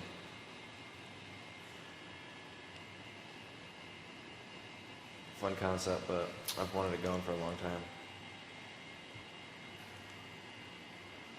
Well, and also, think twice before getting small work on your back, because you may just end up wanting a back piece at some point. Right. Yeah, I don't know what I was thinking when I got the things I got. I should have been thinking bigger scale, but at that time I didn't really know what the potential of what I could be getting was. As soon as I did, I stopped altogether. I was like, I'm gonna wait until the time's right. It's one of the reasons And I here we preach are. patience so much. Just be patient. It's not a race.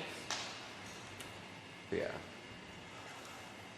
Life will give you the opportunities to collect amazing work. Just be patient. Mm-hmm. Jordan's hating life today. Yeah, I mean, there's not gonna be a lot of me carrying a lot of conversation right now. That's for sure. We were talking about how horrible the sacral area was before we got live. How much worse was that area than where you're at now with the shoulder blades? Well, it fucking sucked. A lot. I think the butt crack was the worst. The butt cheeks, butt crack, those were like, it was such a weird sensitivity. Very weird sensitivity. Some of it hurt a lot, and then some of it just had this like snapping, tickling feel. I just can't explain it. That whole lower back, butt And it cheeks, just sends, sacrum it just area. sends like like an electric bolt through your body. But it's not unbearable. It sucks. Well, at least you're done with that area for now. Yeah. For now. No. But it's what we do for the art. If you love the art, anything's worth it. Go through whatever it takes. It's funny what we do, though. But yeah, we're closing out the day with the shoulder blades, which are probably some of the easier places. And that was my suggestion today was let's get the bottom area done first, because Which was a great idea. he just wasn't going to have nearly as much strength. Just imagine that last half hour down there, if it had been like the last half hour of the day, Yeah. how much harder that would be. Would have been. It would have. Yeah. Exponentially worse. So, Guy, Yes. can you tell us a little bit about your tattoo collecting history, since Jordan's a little bit in pain and not real talkative right now? Like, for instance, how old were you when you got your first tattoo? Like, Well, I was Like- 16. okay. And I guess I looked a little older. At the time, the law in Illinois was 21, but this was a shop that didn't care. It said, be 18 or be gone on the door. And yeah, my first tattoo was a little green lizard biting into my skin and drawing blood. Right? Nice. And it didn't occur to me that there would be designs on the wall or anything like that. I knew nothing about it. My sister had just suggested, hey, let's go get tattooed, and it was just suddenly the best idea in the world. Right? Was it her first tattoo as well? Correct. Nice. And so, yeah, I got that, and immediately hooked. I was hooked even before I got it, just like in the week before we went to our appointment. I just kept thinking about all the different tattoos I wanted. And so, after that, I did a little hand poking on myself and some friends, because that's just naturally what you do, right? And I've still actually got one of those. But yeah, the first few pieces I got, this was like most of my outer left arm, you know, a 3/4 sleeve by the time I was 18, done by Sluggo and his apprentice Mike. And Sluggo, you know, he was like a prison biker dude, and Mike was a guy with a lot of artistic potential, who also apparently had a substance abuse problem, but I didn't know nothing about these things back then. I was just a kid. And so I had an okay looking 3/4 sleeve. It was different, it was interesting, it was sort of abstract. I hadn't really seen Giger yet. Right, I didn't see Giger until one day I saw an ad in Heavy Metal magazine for his book New York City, and you know, that was a mind-blowing moment, because that was kind of like what I had been trying to do with my tattoo, but just better, way better. And so anyway, I also met this guy, Craig Murphy, who later became an actual professional tattoo artist who owns a shop, but at the time he was a garage tattoo guy. And I bartered some stuff with him. And so between him and Sluggo and his apprentice Mike, I had a pretty crappy looking most of the sleeve, right? And then You were proud of it at the time, right? What's that? You were proud of it at the time, though, Oh, right? yeah. You loved Just it just then. being tattooed at all, it was the raddest thing ever, right? And so then I moved out of my parents' house and couldn't spend money on tattoos, and I couldn't easily get to Craig's place to barter, and so I took a little break for a couple of years there, and kind of just did odd art jobs. I did album cover art, and I was super broke. And I daydreamed about tattoos, and I drew the tattoos I would get next. I drew a lot of tattoo designs during that period, including drawing stuff for friends. I had friends in the punk rock scene that were like, dude, just let us buy you some guns, man, and ink us up, and then you'll have the guns, and you can, like, ink everybody up, man. And I thought about it.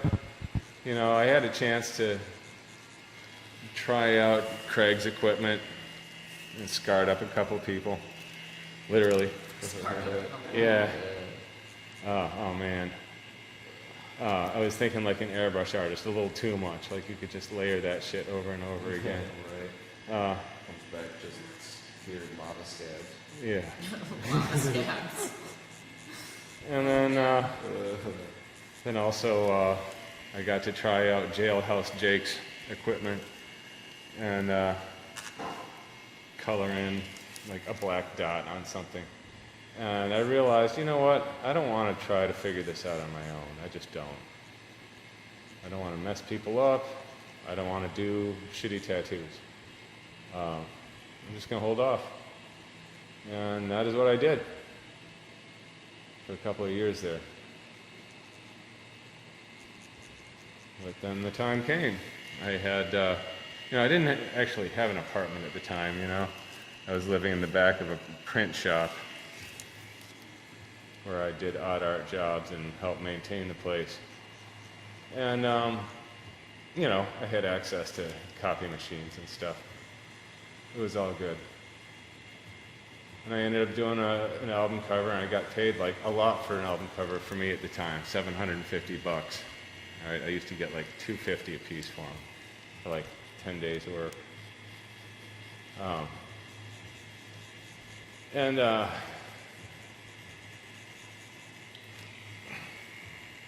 What was I getting at? My collecting history, yeah. So I got paid $750, and I was gonna either get an apartment or get a tattoo, and I figured, I'll get a tattoo. Hell with it. Nice choice. And I had heard of this guy Bob Oslin. No, you'll see it corrected to Olson, but it's Oslin. And Bob had some art credential, and he'd had a good apprenticeship with Cliff Raven, a master in Chicago. And he had a little bit of a heroin problem, which made things interesting. But when I first wanted to get tattooed by him, his shop was at a point where he was ready to take on an apprentice. And let's just say that our first meeting went well. And yeah, he offered me an apprenticeship Nice. at the end of the tattoo session. That's awesome. It's awesome that it fell into place like that for you. Well, you know, and then it had its challenges for sure. But yeah, I stayed there for 2 years. And he took me to conventions. And through him, I got to meet Ed Hardy, Jack Rudy, Kerry Bauer, who I got tattooed by, Horiyoshi. I met all these people because of Bob Osmond when I was not even old enough to drink.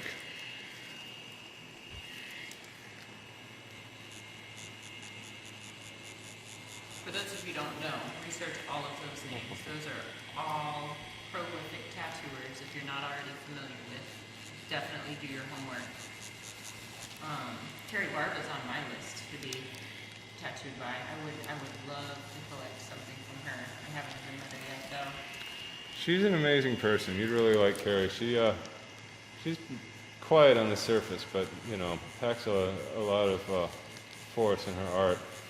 And you know, in the COVID period when the Californians were shut down, they might still be shut down.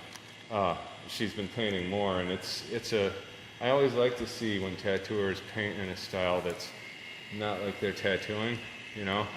That's a lot of fun, and hers is definitely not like her tattooing. I just love everything she does. I love how versatile she is. I just imagine she's probably a walking encyclopedia of art just to see the bag of tricks that she uses in her artwork as well as her tattoos.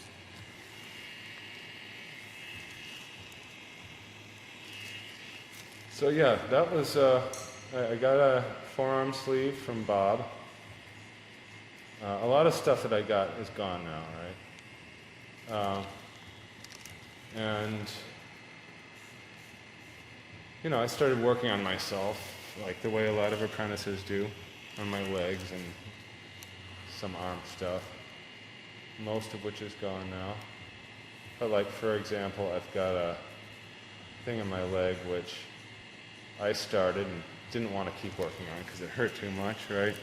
And so then Aaron Kane worked on it a little bit. And this is like, we were all pups back then, right?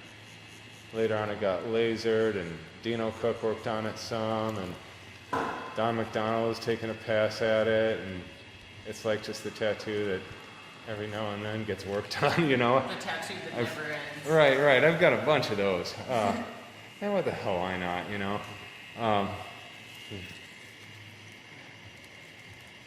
But yeah, finally, I went to my first convention. This is after less than a year at the shop. This was the National Tattoo Convention in Arlington, Texas in 1989. And I figured, you know what? I'm going to get my hand tattooed, and I'm going to get it tattooed by either Kerry Barber or Jack Rudy. I'm going to see who's available and who wants to do, you know, a drawing that I hand them, you know, because that's what I wanted. It's sort of a geekerish fetus thing. And so it ended up being Carrie, and it was a really amazing experience, you know, when she worked on my hand.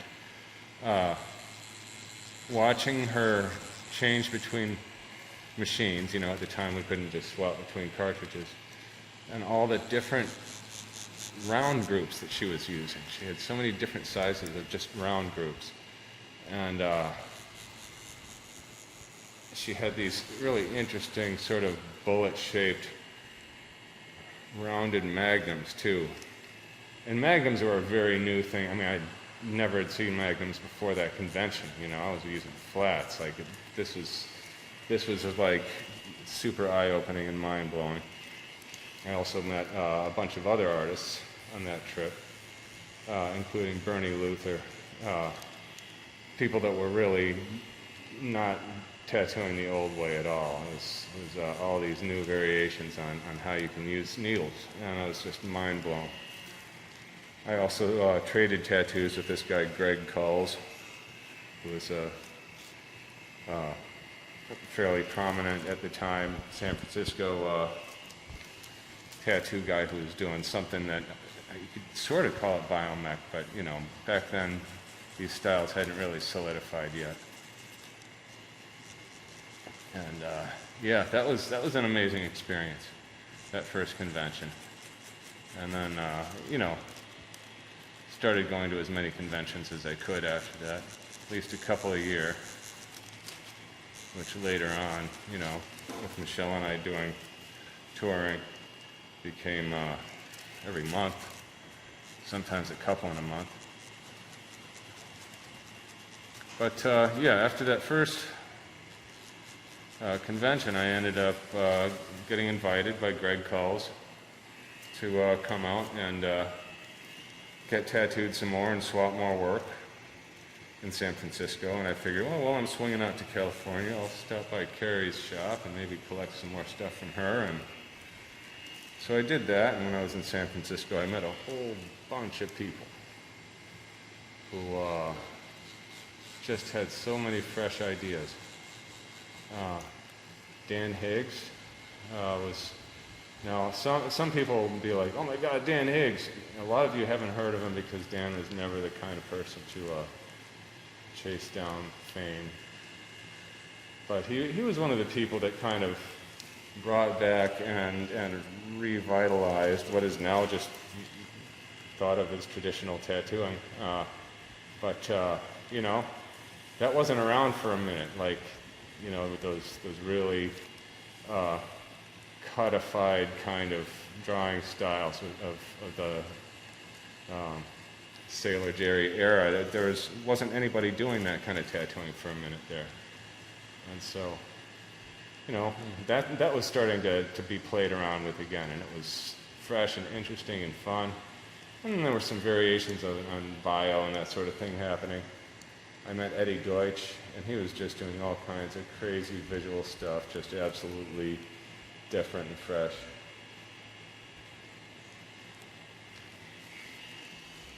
And a lot of these artists I ended up collaborating with later, or, you know, trading work or both. And in that period of time, I collected from a whole bunch of San Francisco area artists. That was Timothy Hoyer at the time. Let's see, Laura Vita, Deborah Valentine, Dan Higgs, Freddie Corbin,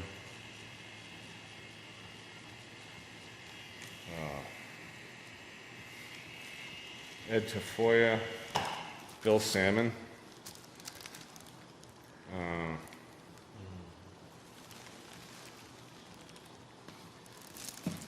I'd kind of have to look at my legs to remember everybody. Mm-hmm. It's funny how like the time all kind of just blends it all together, and then when you sit down and like look at your tattoos again, it's almost like a scrapbook. You remember exactly where you were, not like physically in the place, but like in addition to that, you remember where you were in your life and what you were going through, and like the whole circle of friends you knew at the time that you got it done. Igor Mortis, he was another one. And this is like, I was in a relationship that was falling apart, and I had gotten like that stupid last-ditch heart tattoo, right? And Igor is like, okay, remember, when you cover up the name, try not to fuck up the rest of the tattoo, right? And so I ended up getting like those Spalding and Rogers roses over the name, right? Where you can still see the letters coming through a little bit. It's good fun. But yeah, from the ankle down on both legs, there's a lot of stuff, you know. And it's a lot of fun. You know, I enjoy all of it. It doesn't necessarily have large-scale flow or anything like that. And then from the knee up are some more serious pieces. Got a large Aaron Kane piece on the back of one thigh from below the knee, like all the way down near the ankle, up the back of the calf, then the whole back of the thigh and the whole butt cheek. And that spans part of it is all one piece, like from the knee up, and then the part below that still flows into it nicely, even though it was done years earlier. Then Marcus Pacheco, he did the back of the other thigh and butt cheek. What a roster already. all these artists. Mm-hmm. Yeah, definitely. It's really awesome. Wish I could say more, but I am focusing on existing. You're doing good though. You're doing good. You're existing. You're still here. What's it feeling like today, Jordan? Yeah, tattoo. We're in section 3 of 4. He's doing really good. He's like as solid as can be.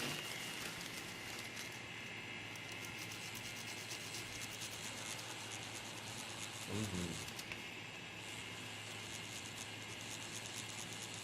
Fun ride. Fun ride. Fun's a good word for it. Fun's a good word for it.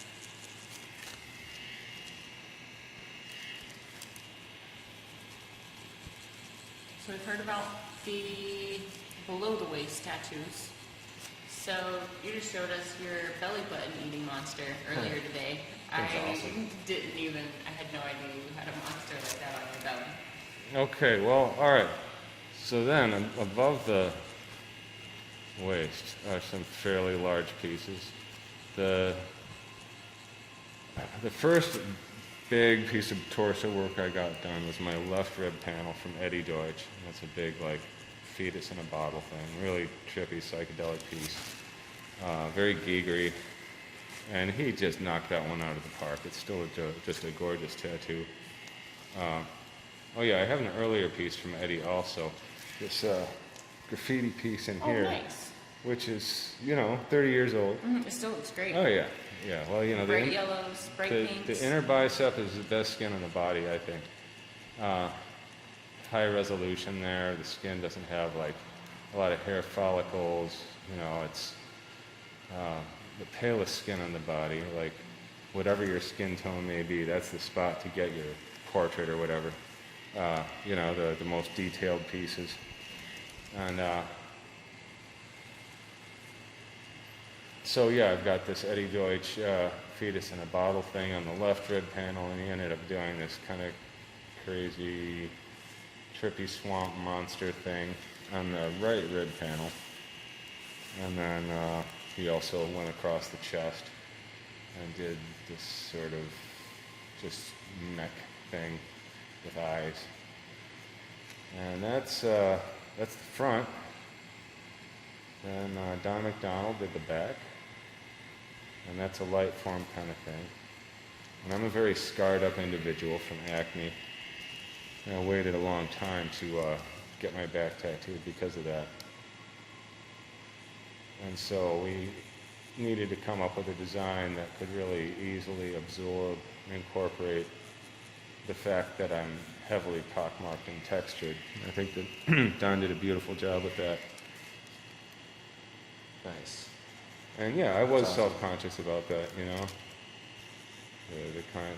the level of scarring, One of those things that probably just disappears once you're tattooed over it. Oh yeah.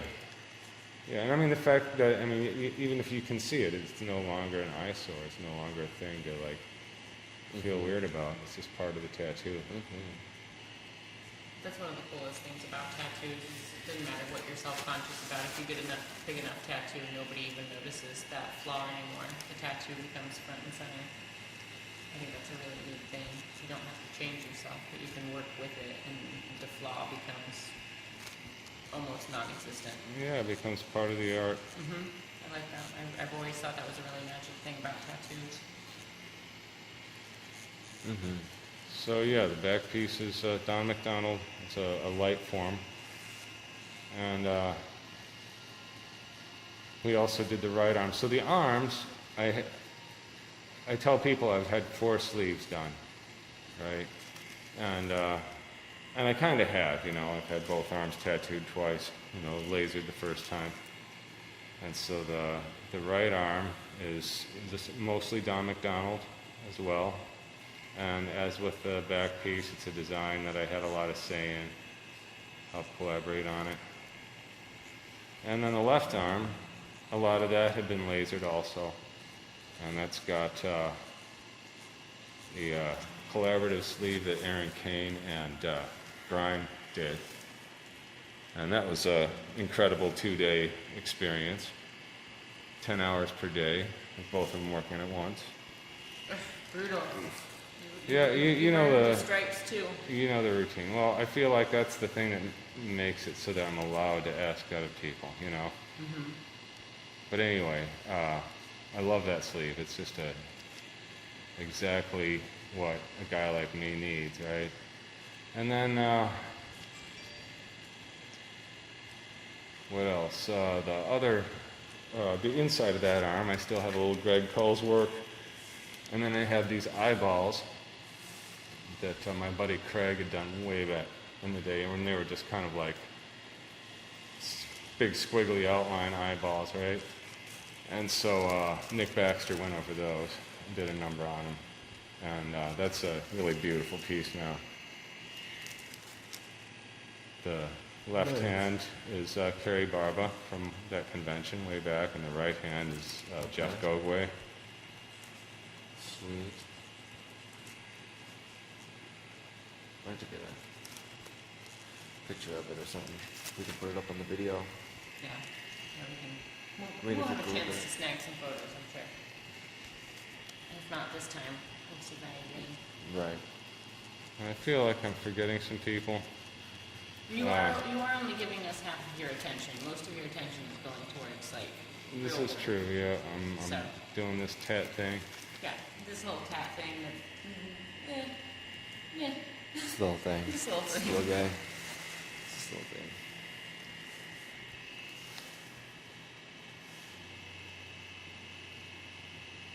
Ooh, it's a little spicy. I'm a little sleepy. How do you like that area as it like wraps around to the armpit there by your back? Oh, that's a sensitive area. The least favorite. Of this upper area, yeah, but of the entire back, no, not Just the worst. incredibly hot there, huh? The worst is definitely the bottom of your butt crack, like your sacrum area. Like that's a tough spot, especially the center. That whole little tramp stamp area. So everyone who's ever had a tramp stamp, like, oh man, you kind of earned your stripes. Y'all did. Y'all got put in the dirt. Put right in there. This is one of the things, like when I talk about real estate, I feel like there are some areas that are more valuable real estate wise because they're the most visible. And then there are other areas that are valuable because they're going to hurt so much that like whatever you choose to put there has to be awesome and it has to be worth the pain. So like, you know, if you're going to get an amazing tattoo, that's awesome. If you want to get just, you know, a quick little, I don't want to Forgive them for they did not Well, know. If you want to get, I want to call it a trinket tattoo because I don't want it to come off as negative. But when you're getting littler tattoos, be mindful like of the visibility, but also like how they're going to tie in with other tattoos. But one of the things that I always like to talk to my clients about at our consultations is like areas of the body that are more painful, like is it worth it? Is that where you really want this? Like is this an important enough idea to you to go through what it's going to take to complete this? Right. And sometimes that's where we end up just making the idea like 3 or 4 notches cooler just to make it worth the pain. Like it's going to be the same amount of time, it's going to be the same amount of money. Let's do something rad with that spot. But I'm also like, I'm of the mindset that I would say. I try not to do any filler for the sake of filler. I think if you're going to go through pain, it's got to have purpose. So you don't want to have big sweeping areas of just filler. Like when you know, Yeah. you've seen collections and sleeves where it's like, well, what's that there? Like, oh, that's just filler. I didn't want a blank spot. Right, it's like, oh man, you could have you really could've done something done cool. some- yeah. Like, Yeah. threw away that real Accentuated estate the body and in a some painful way. place. That's why we're out here, to educate you what you can't, educate people on what they can't have, what you could have. Yeah. One of the things I've always been mindful of is not boxing myself into a corner to like prevent other future ideas. Guy's talented enough that cover-ups, I mean, they are extreme challenges, and the cover-ups that he's working on Jordan are very complicated cover-ups. But, you know, if the tables were turned and Jordan could have come to Guy with a completely bare slate, clean slate, no tatties, the possibilities could have been even more. Mm-hmm. You know Well, what I mean? Like yes, but as I was saying before, I'm grateful for the cover-up because it helped me to choose the direction of the sort of shapeology of this design, and I like where it went. It actually is something that I think is fresh and exciting to me anyway. So Yeah. I think one of the easy thing, it could be a challenging thing, but I think one of the easy things you've got to work with large cover-ups like this is they're remotely the same shape on each side, so you can still, there's still a large level of symmetry that just wants to be there, that you don't have to fight too much for. yeah, well, they definitely occupied similar amounts of area, but not the same areas, And so what I did was, since I wanted the finished piece to be very balanced, if not outright symmetrical, I chose the stronger of the two, the one that had the most black in it, to be the one that I based this around, Like right? the influencer. Yeah, exactly, because this one on the left is, it's Polynesian, stuff, and it's heavy, and it's got a little scarring. I mean, it's in there, and then this piece on the right, the sugar skull dude, is really pretty light by comparison. Parts of it even seem to have fallen out a little bit. So I'm just, choosing the path of the least resistance there. Plus the Polynesian stuff, being Polynesian stuff, already had like a natural kind of cool flow, right? And being able to work with that, I think, like these spirals that ended up becoming part of the design. I think that that makes it look great from a distance. I think that's a good part of the character of the piece. So, like I said, I'm grateful for the cover-ups. Nice.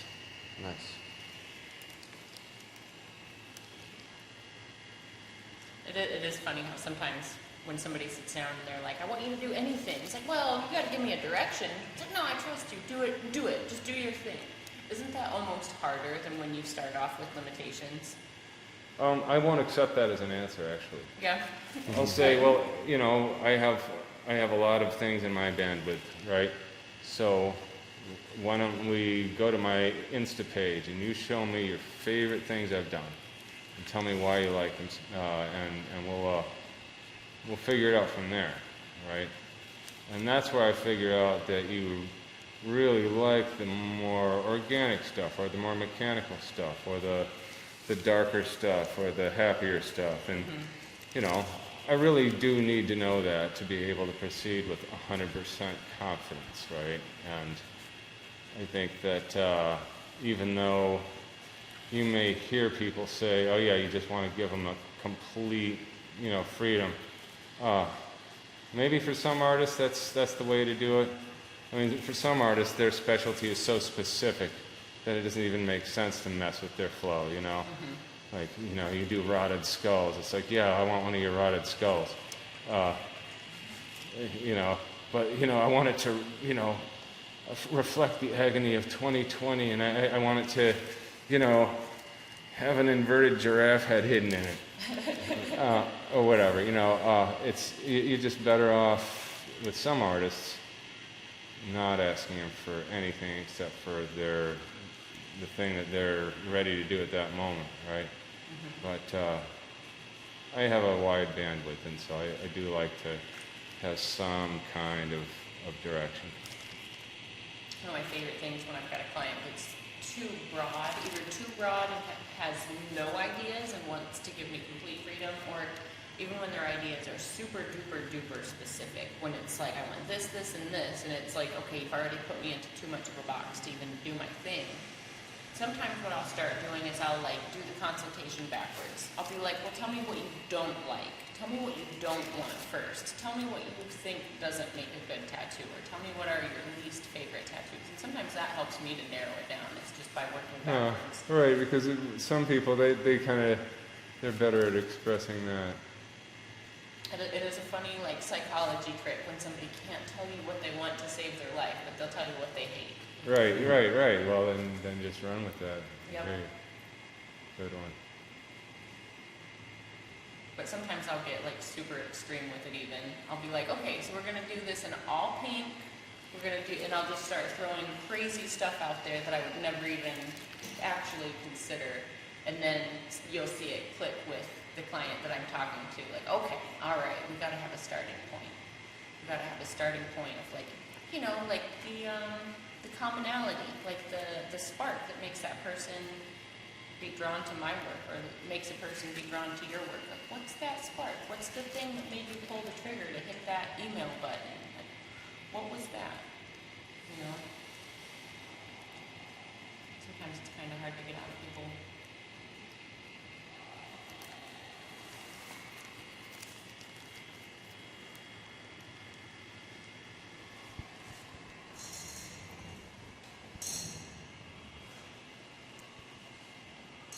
Trying to be quiet to give Jordan just a little bit of a break.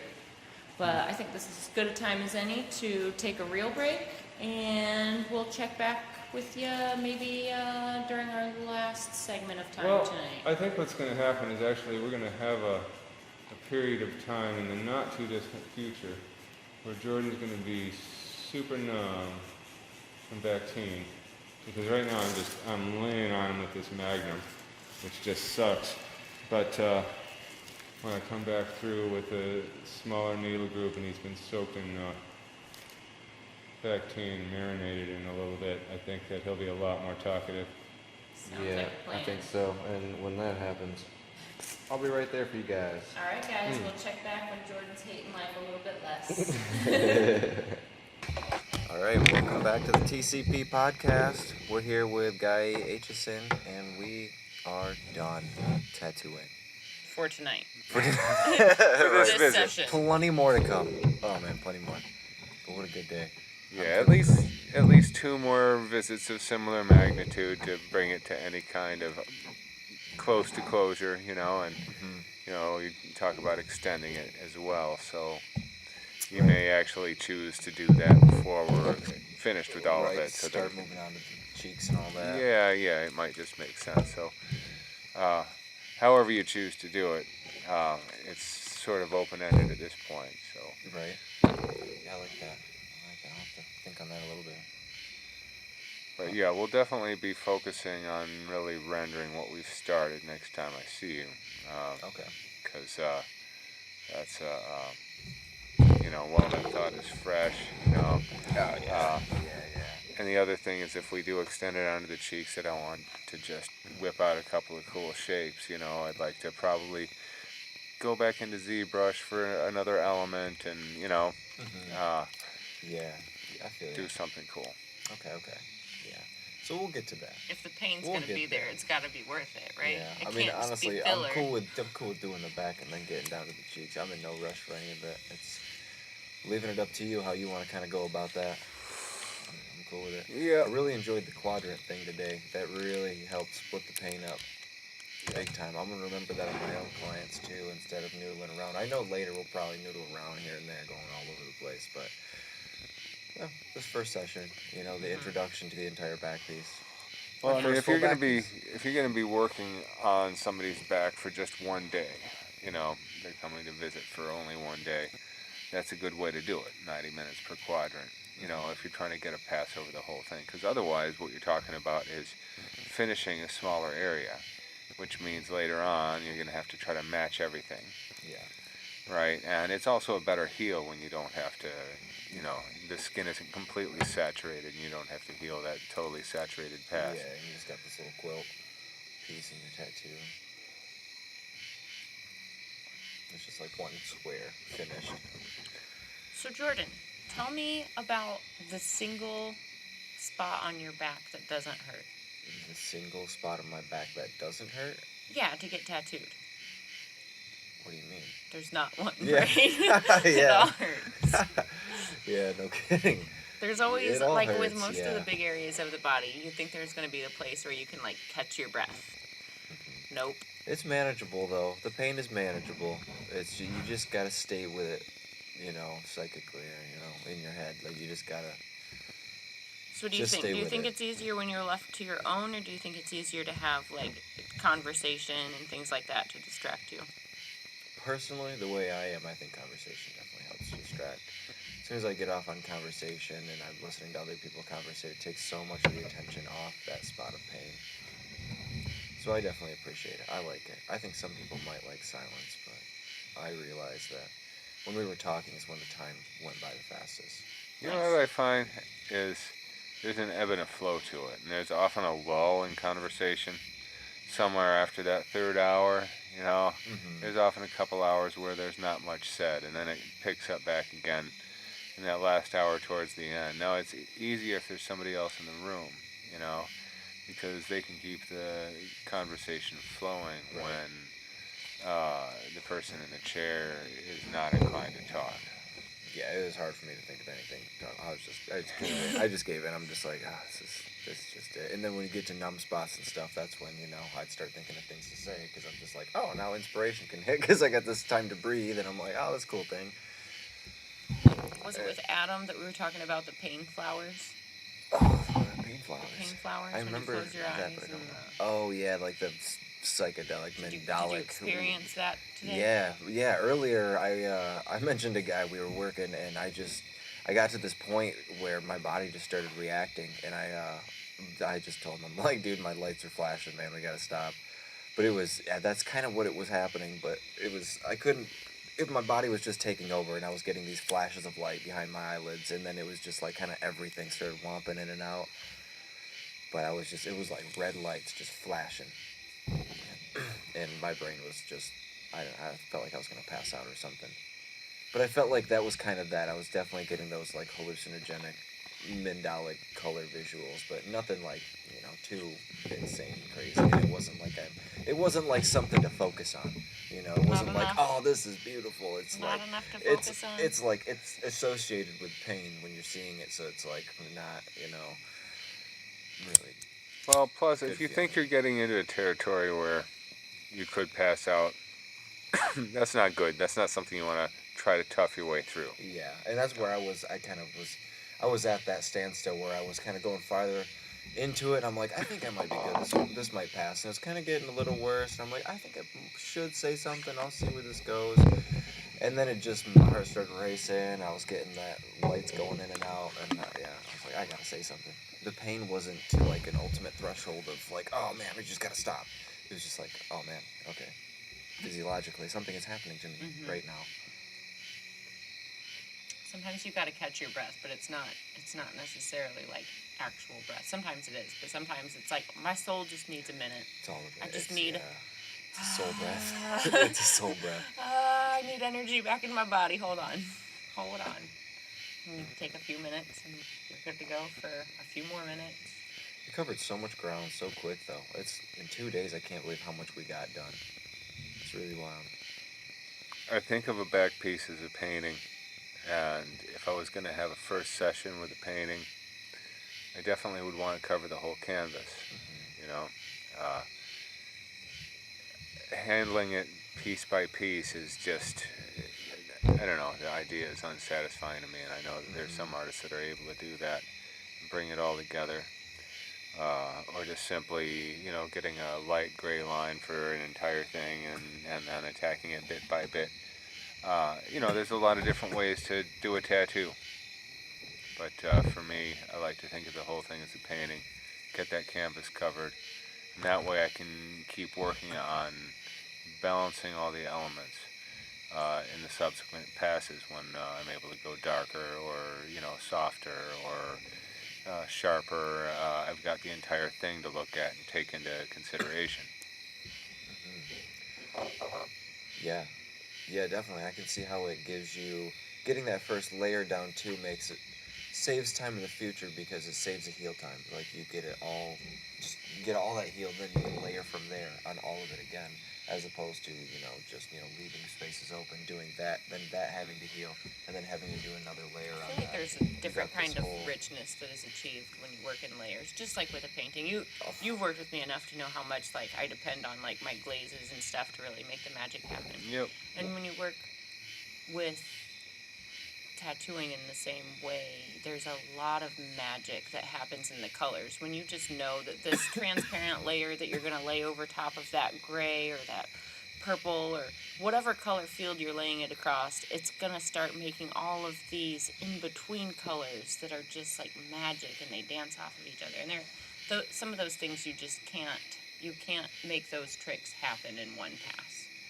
Yeah. You know what I mean? Like Absolutely. sometimes you can do it in 100%. one session, but it's like, okay, first half of the session, we're getting this first layer in. Second half of the session, we're going to come back in and detail out and put these color washes through everything. If you're a painter, you understand these things. You know how much it takes to get some of these color fades and these real subtle color fades, and having even when the tattoo's almost completely done, like you still go over it just like you would in oil painting, and you might really bring out some of those shades or really bring in some cool tones, cool and warm tones in different areas to really start balancing things out. But you're almost like doing like thin washes over things to really start building really rich shadows that you could not have gotten in that first pass, because you would have beat up the skin, you would have destroyed the skin going that much. So for like collectors listening, what you take from this is what the downside I have of working in layers like this is sometimes I'll work a tattoo and I'll get the whole first layer in there and it reads beautifully, and I know what needs to come next, and I know what colors are going to read even better,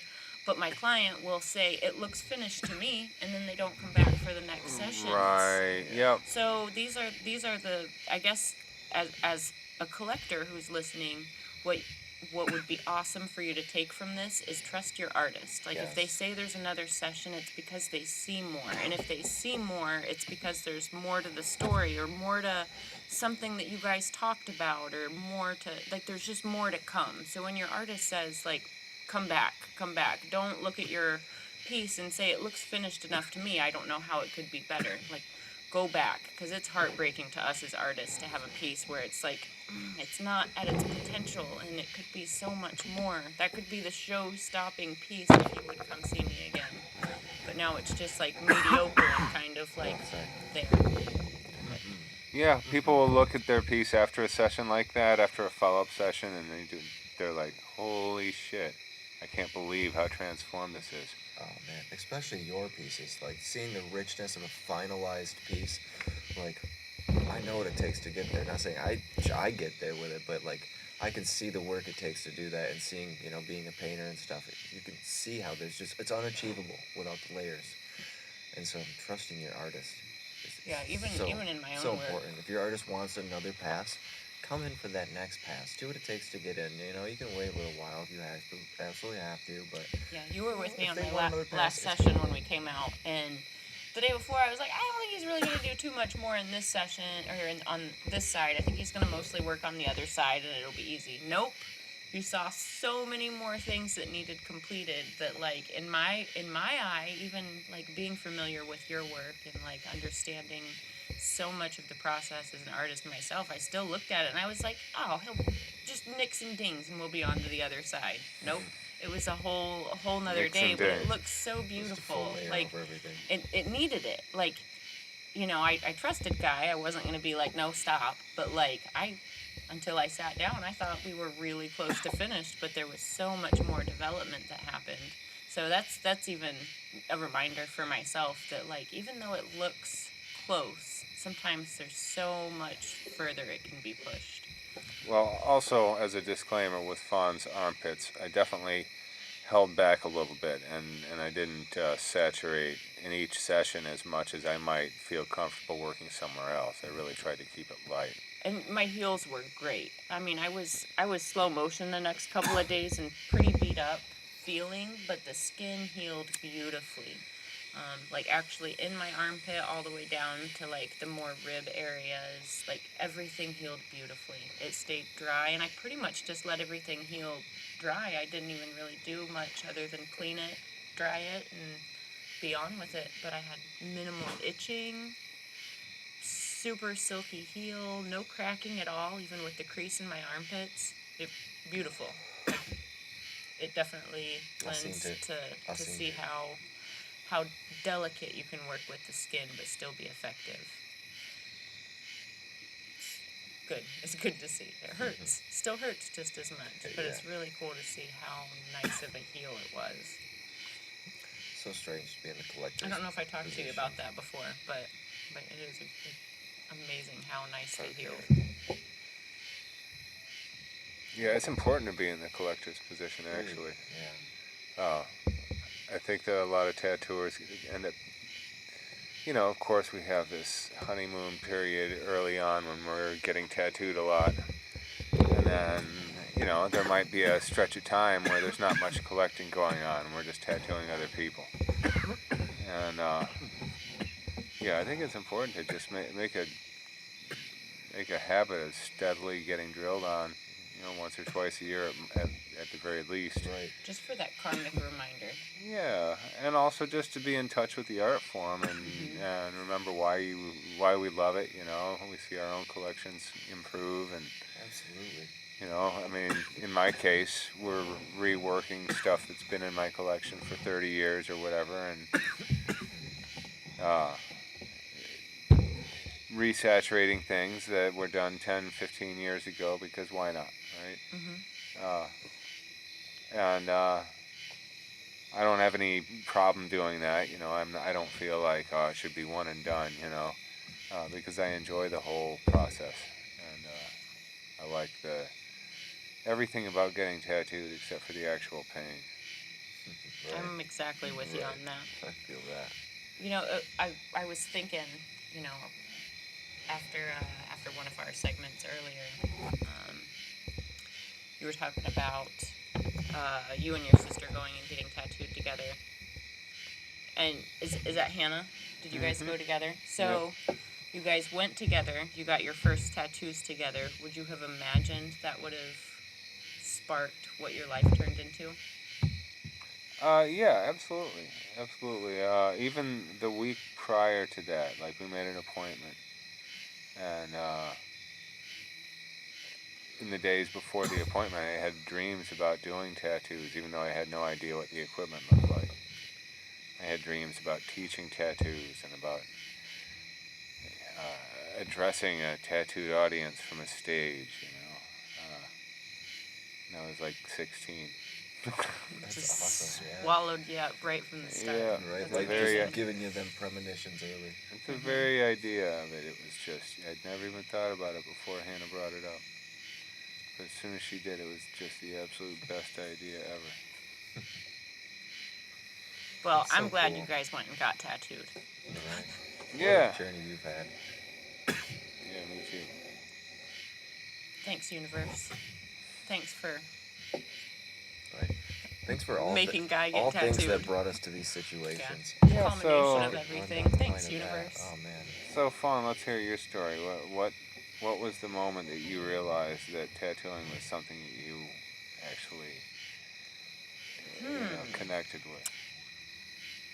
I'm gonna say the first time I actually did a tattoo, and I was 20. I was in my 20s. I'd have to do the math now. It was 2008, so whatever age I was in that year. My older brother talked me into doing a tattoo on him, and let's back up. My older brother has always been, let's call him a novice tattoo artist himself.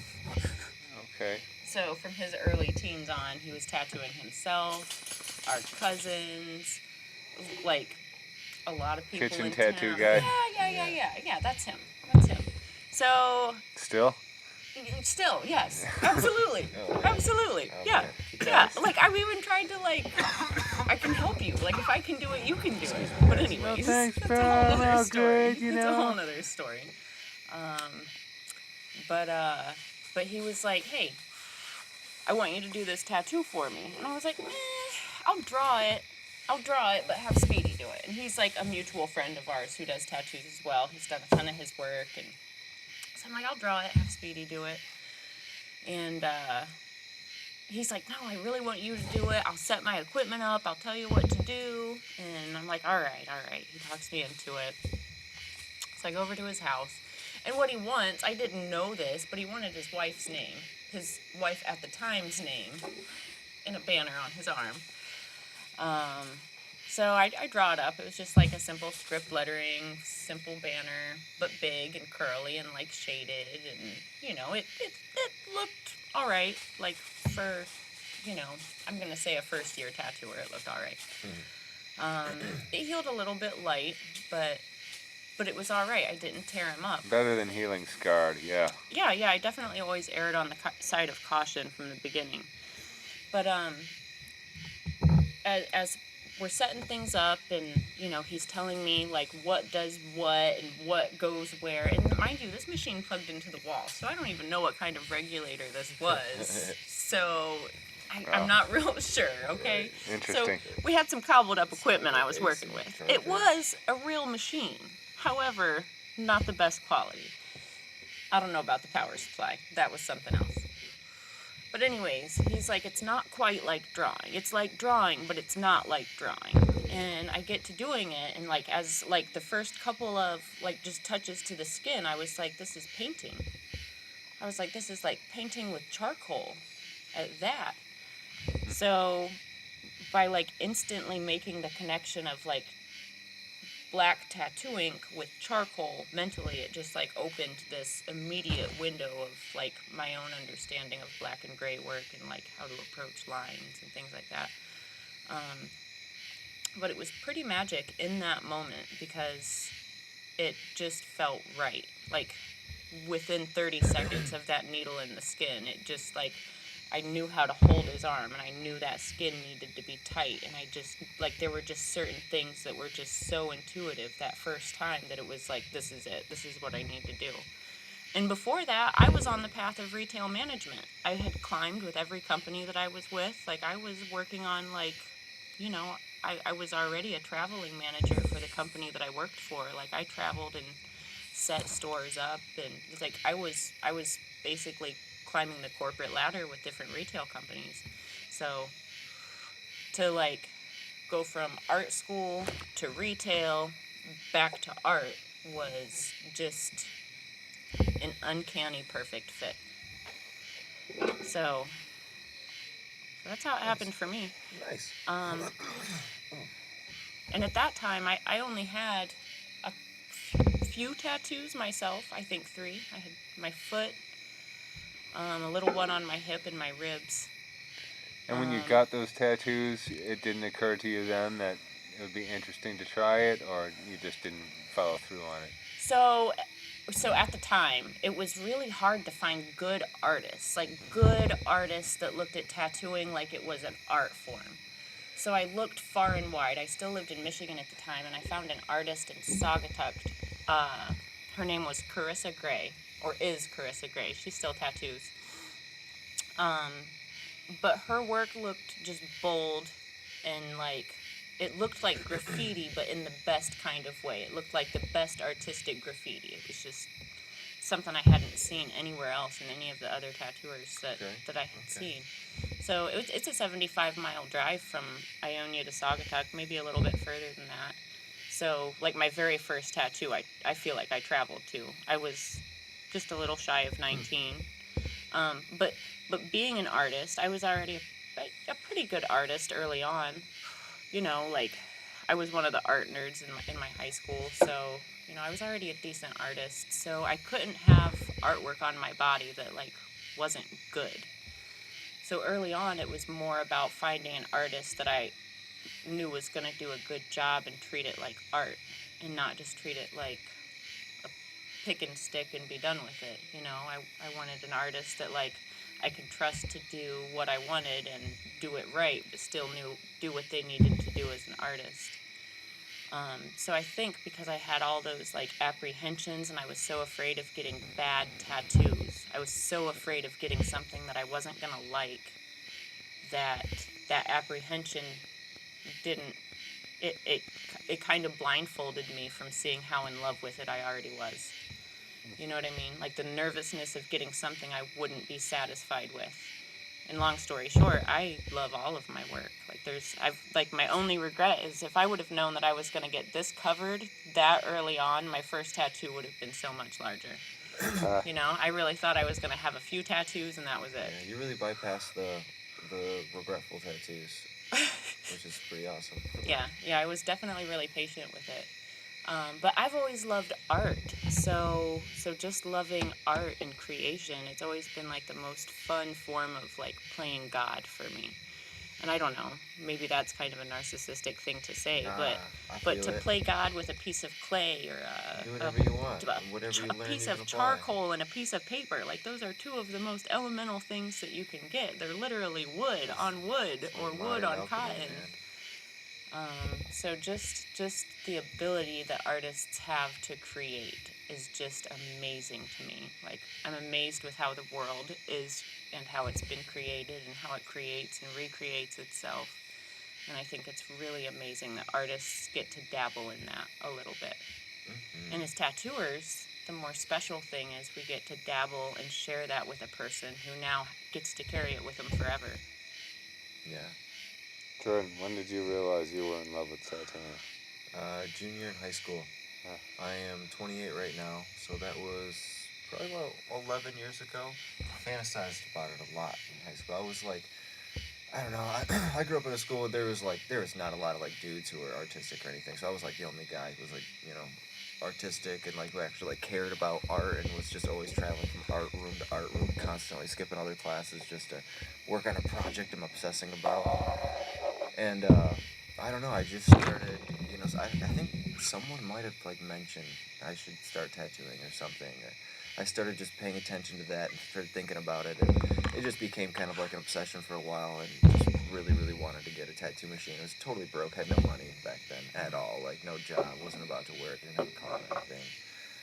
And I don't know how, I think it was my senior year, somewhere like beginning of senior year, mid-senior year, ended up buying a tattoo machine, and right away, because I was good at all the other like art things, or like quote unquote good for like a high schooler.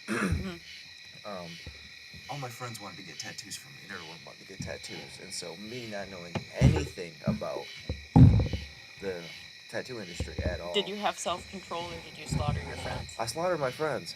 I did. That's what I did. I'm going to admit it. But it wasn't.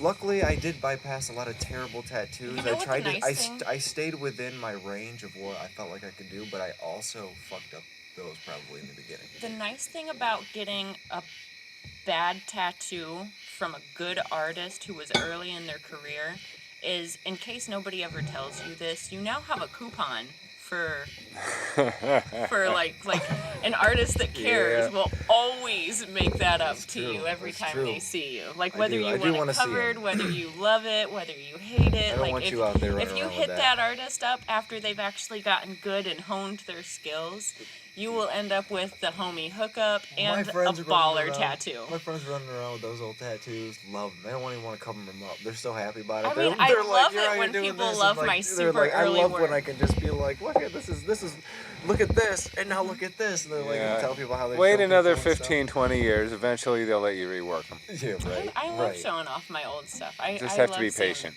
Yeah. It's not old stuff yet. You're still in your 20s. They'll come around. But that's something. Anytime you are unfortunate enough to get something you're dissatisfied with, and then that artist becomes amazing, just remember, you now have a coupon for amazing tattoo work for life. That was 10 years ago or so. Got my first apprenticeship when I was probably around, I was 18. I did that for a while. They were total fucking dicks. Total like serious hardcore, like just hazing assholes, and honestly I quit. I was just like, fuck this. I couldn't do that atmosphere at all. Call be it a little what you rough, will, but but I then I don't spent about a necessarily year or think two. hazing's necessary.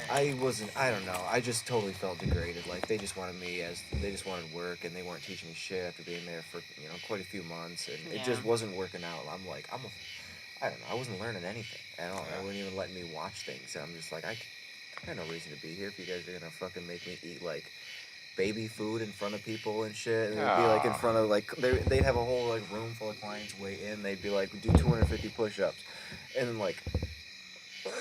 Okay, whatever you fucking say, is gonna be cool, and so like I'll do it, but I'm not gonna sit and do 250 push-ups, and so then just getting shit on in front of everybody for that, and then I'm like, fuck that. No one needs to be treated like that, and apprenticeships just don't need to be run like that anymore. No. You don't need to be treating anyone like shit, and I didn't feel like being treated like shit, and so I found a better apprenticeship with some other really awesome people that I knew, and like good friends turned me on to other good friends, and started following this path of meeting the right people. And 10 years later, I'm here, but so many different synchronistic events in my life Sometimes from it the takes people I've getting met. kicked in the teeth first to appreciate the decent people. Like, universe might have Right. just shown you that. I Like, do it wasn't wasting your appreciate- time, but, like, now you know how cool the cool guys really are. Right, it's true. You know what I mean? Yeah. Like, Something to maybe compare the to. universe was just like, Especially a little dealing lesson with first. that and having to deal with that, and then the rest of my 10 years seeing that, like, what the fuck is wrong with them? Like, what the fuck? What the Yep. fuck crawled up all of your asses? And now you can reflect no one and I've ever worked see with everything since not then to would do. ever treat anyone like that. Maybe they're hard on their apprentices because they want them to learn, but not just like hard to be hard. Like, like, what the fuck was that?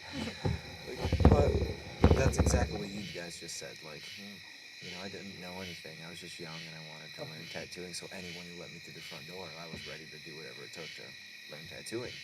Well, I think hard is more like, draw 2 sets of flesh, you got a month. Yeah. Make them count, don't draw garbage.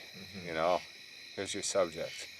Yeah, not like, being mad about how, clean the bathroom is. And not like, bathroom needs to be clean, but like, it's not like toothbrushed around the soap dispenser. It's not like, all these little teeny things, toothbrush in the grout. I'm like, I see you. PTSD here, sorry, you guys, I'm unleashing the past on y'all. But that's what it was like. I see what I just saw what you did to that bathroom. That's just poor time management as far as I'm concerned. When you've got somebody who's available to, help out in the studio and you ask them to waste their time on something like that, that doesn't help the studio in general.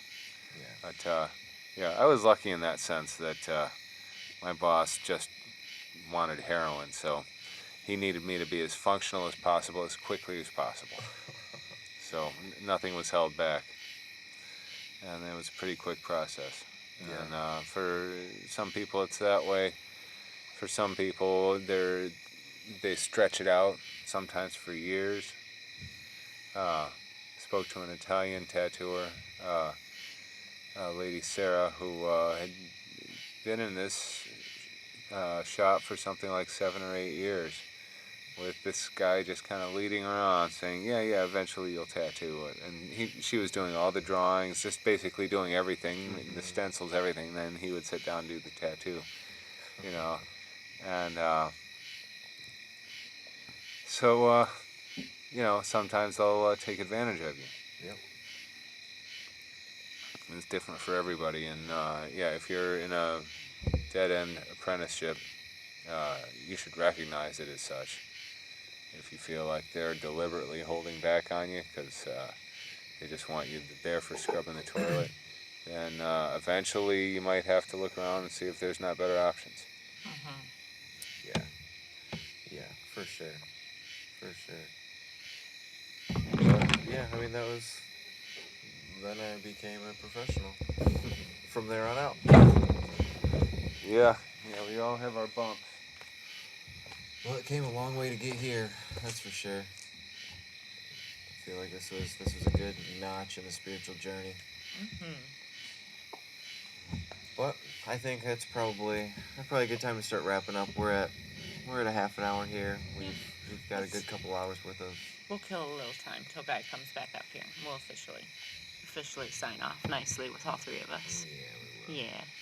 We'll do that. Jordan's trying to jump the gun and sneak out. Only because he's hurting, though. I'm tired. I'm real tired. Only 'cause it's hurting. I ain't trying to jump again. I was feeling it was right, but it wasn't right.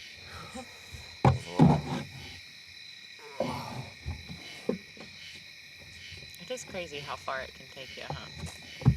What, the pain?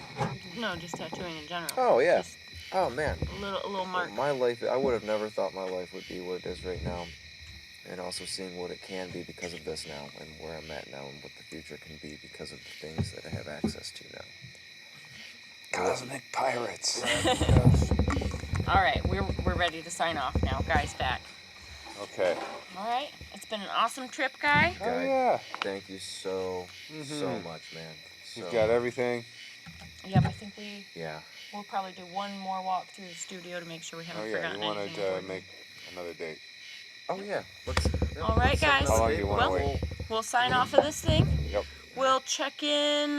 You'll probably hear from me and Jordan soon, but we'll definitely check back in with Guy next appointment. Yeah, that's All right. right. Thanks for taking the time to talk with us, too. Sure thing. Really Thanks to appreciate it. everyone for listening. All right. Thanks for listening to the TCP podcast. All right. We'll come to you later from the Road.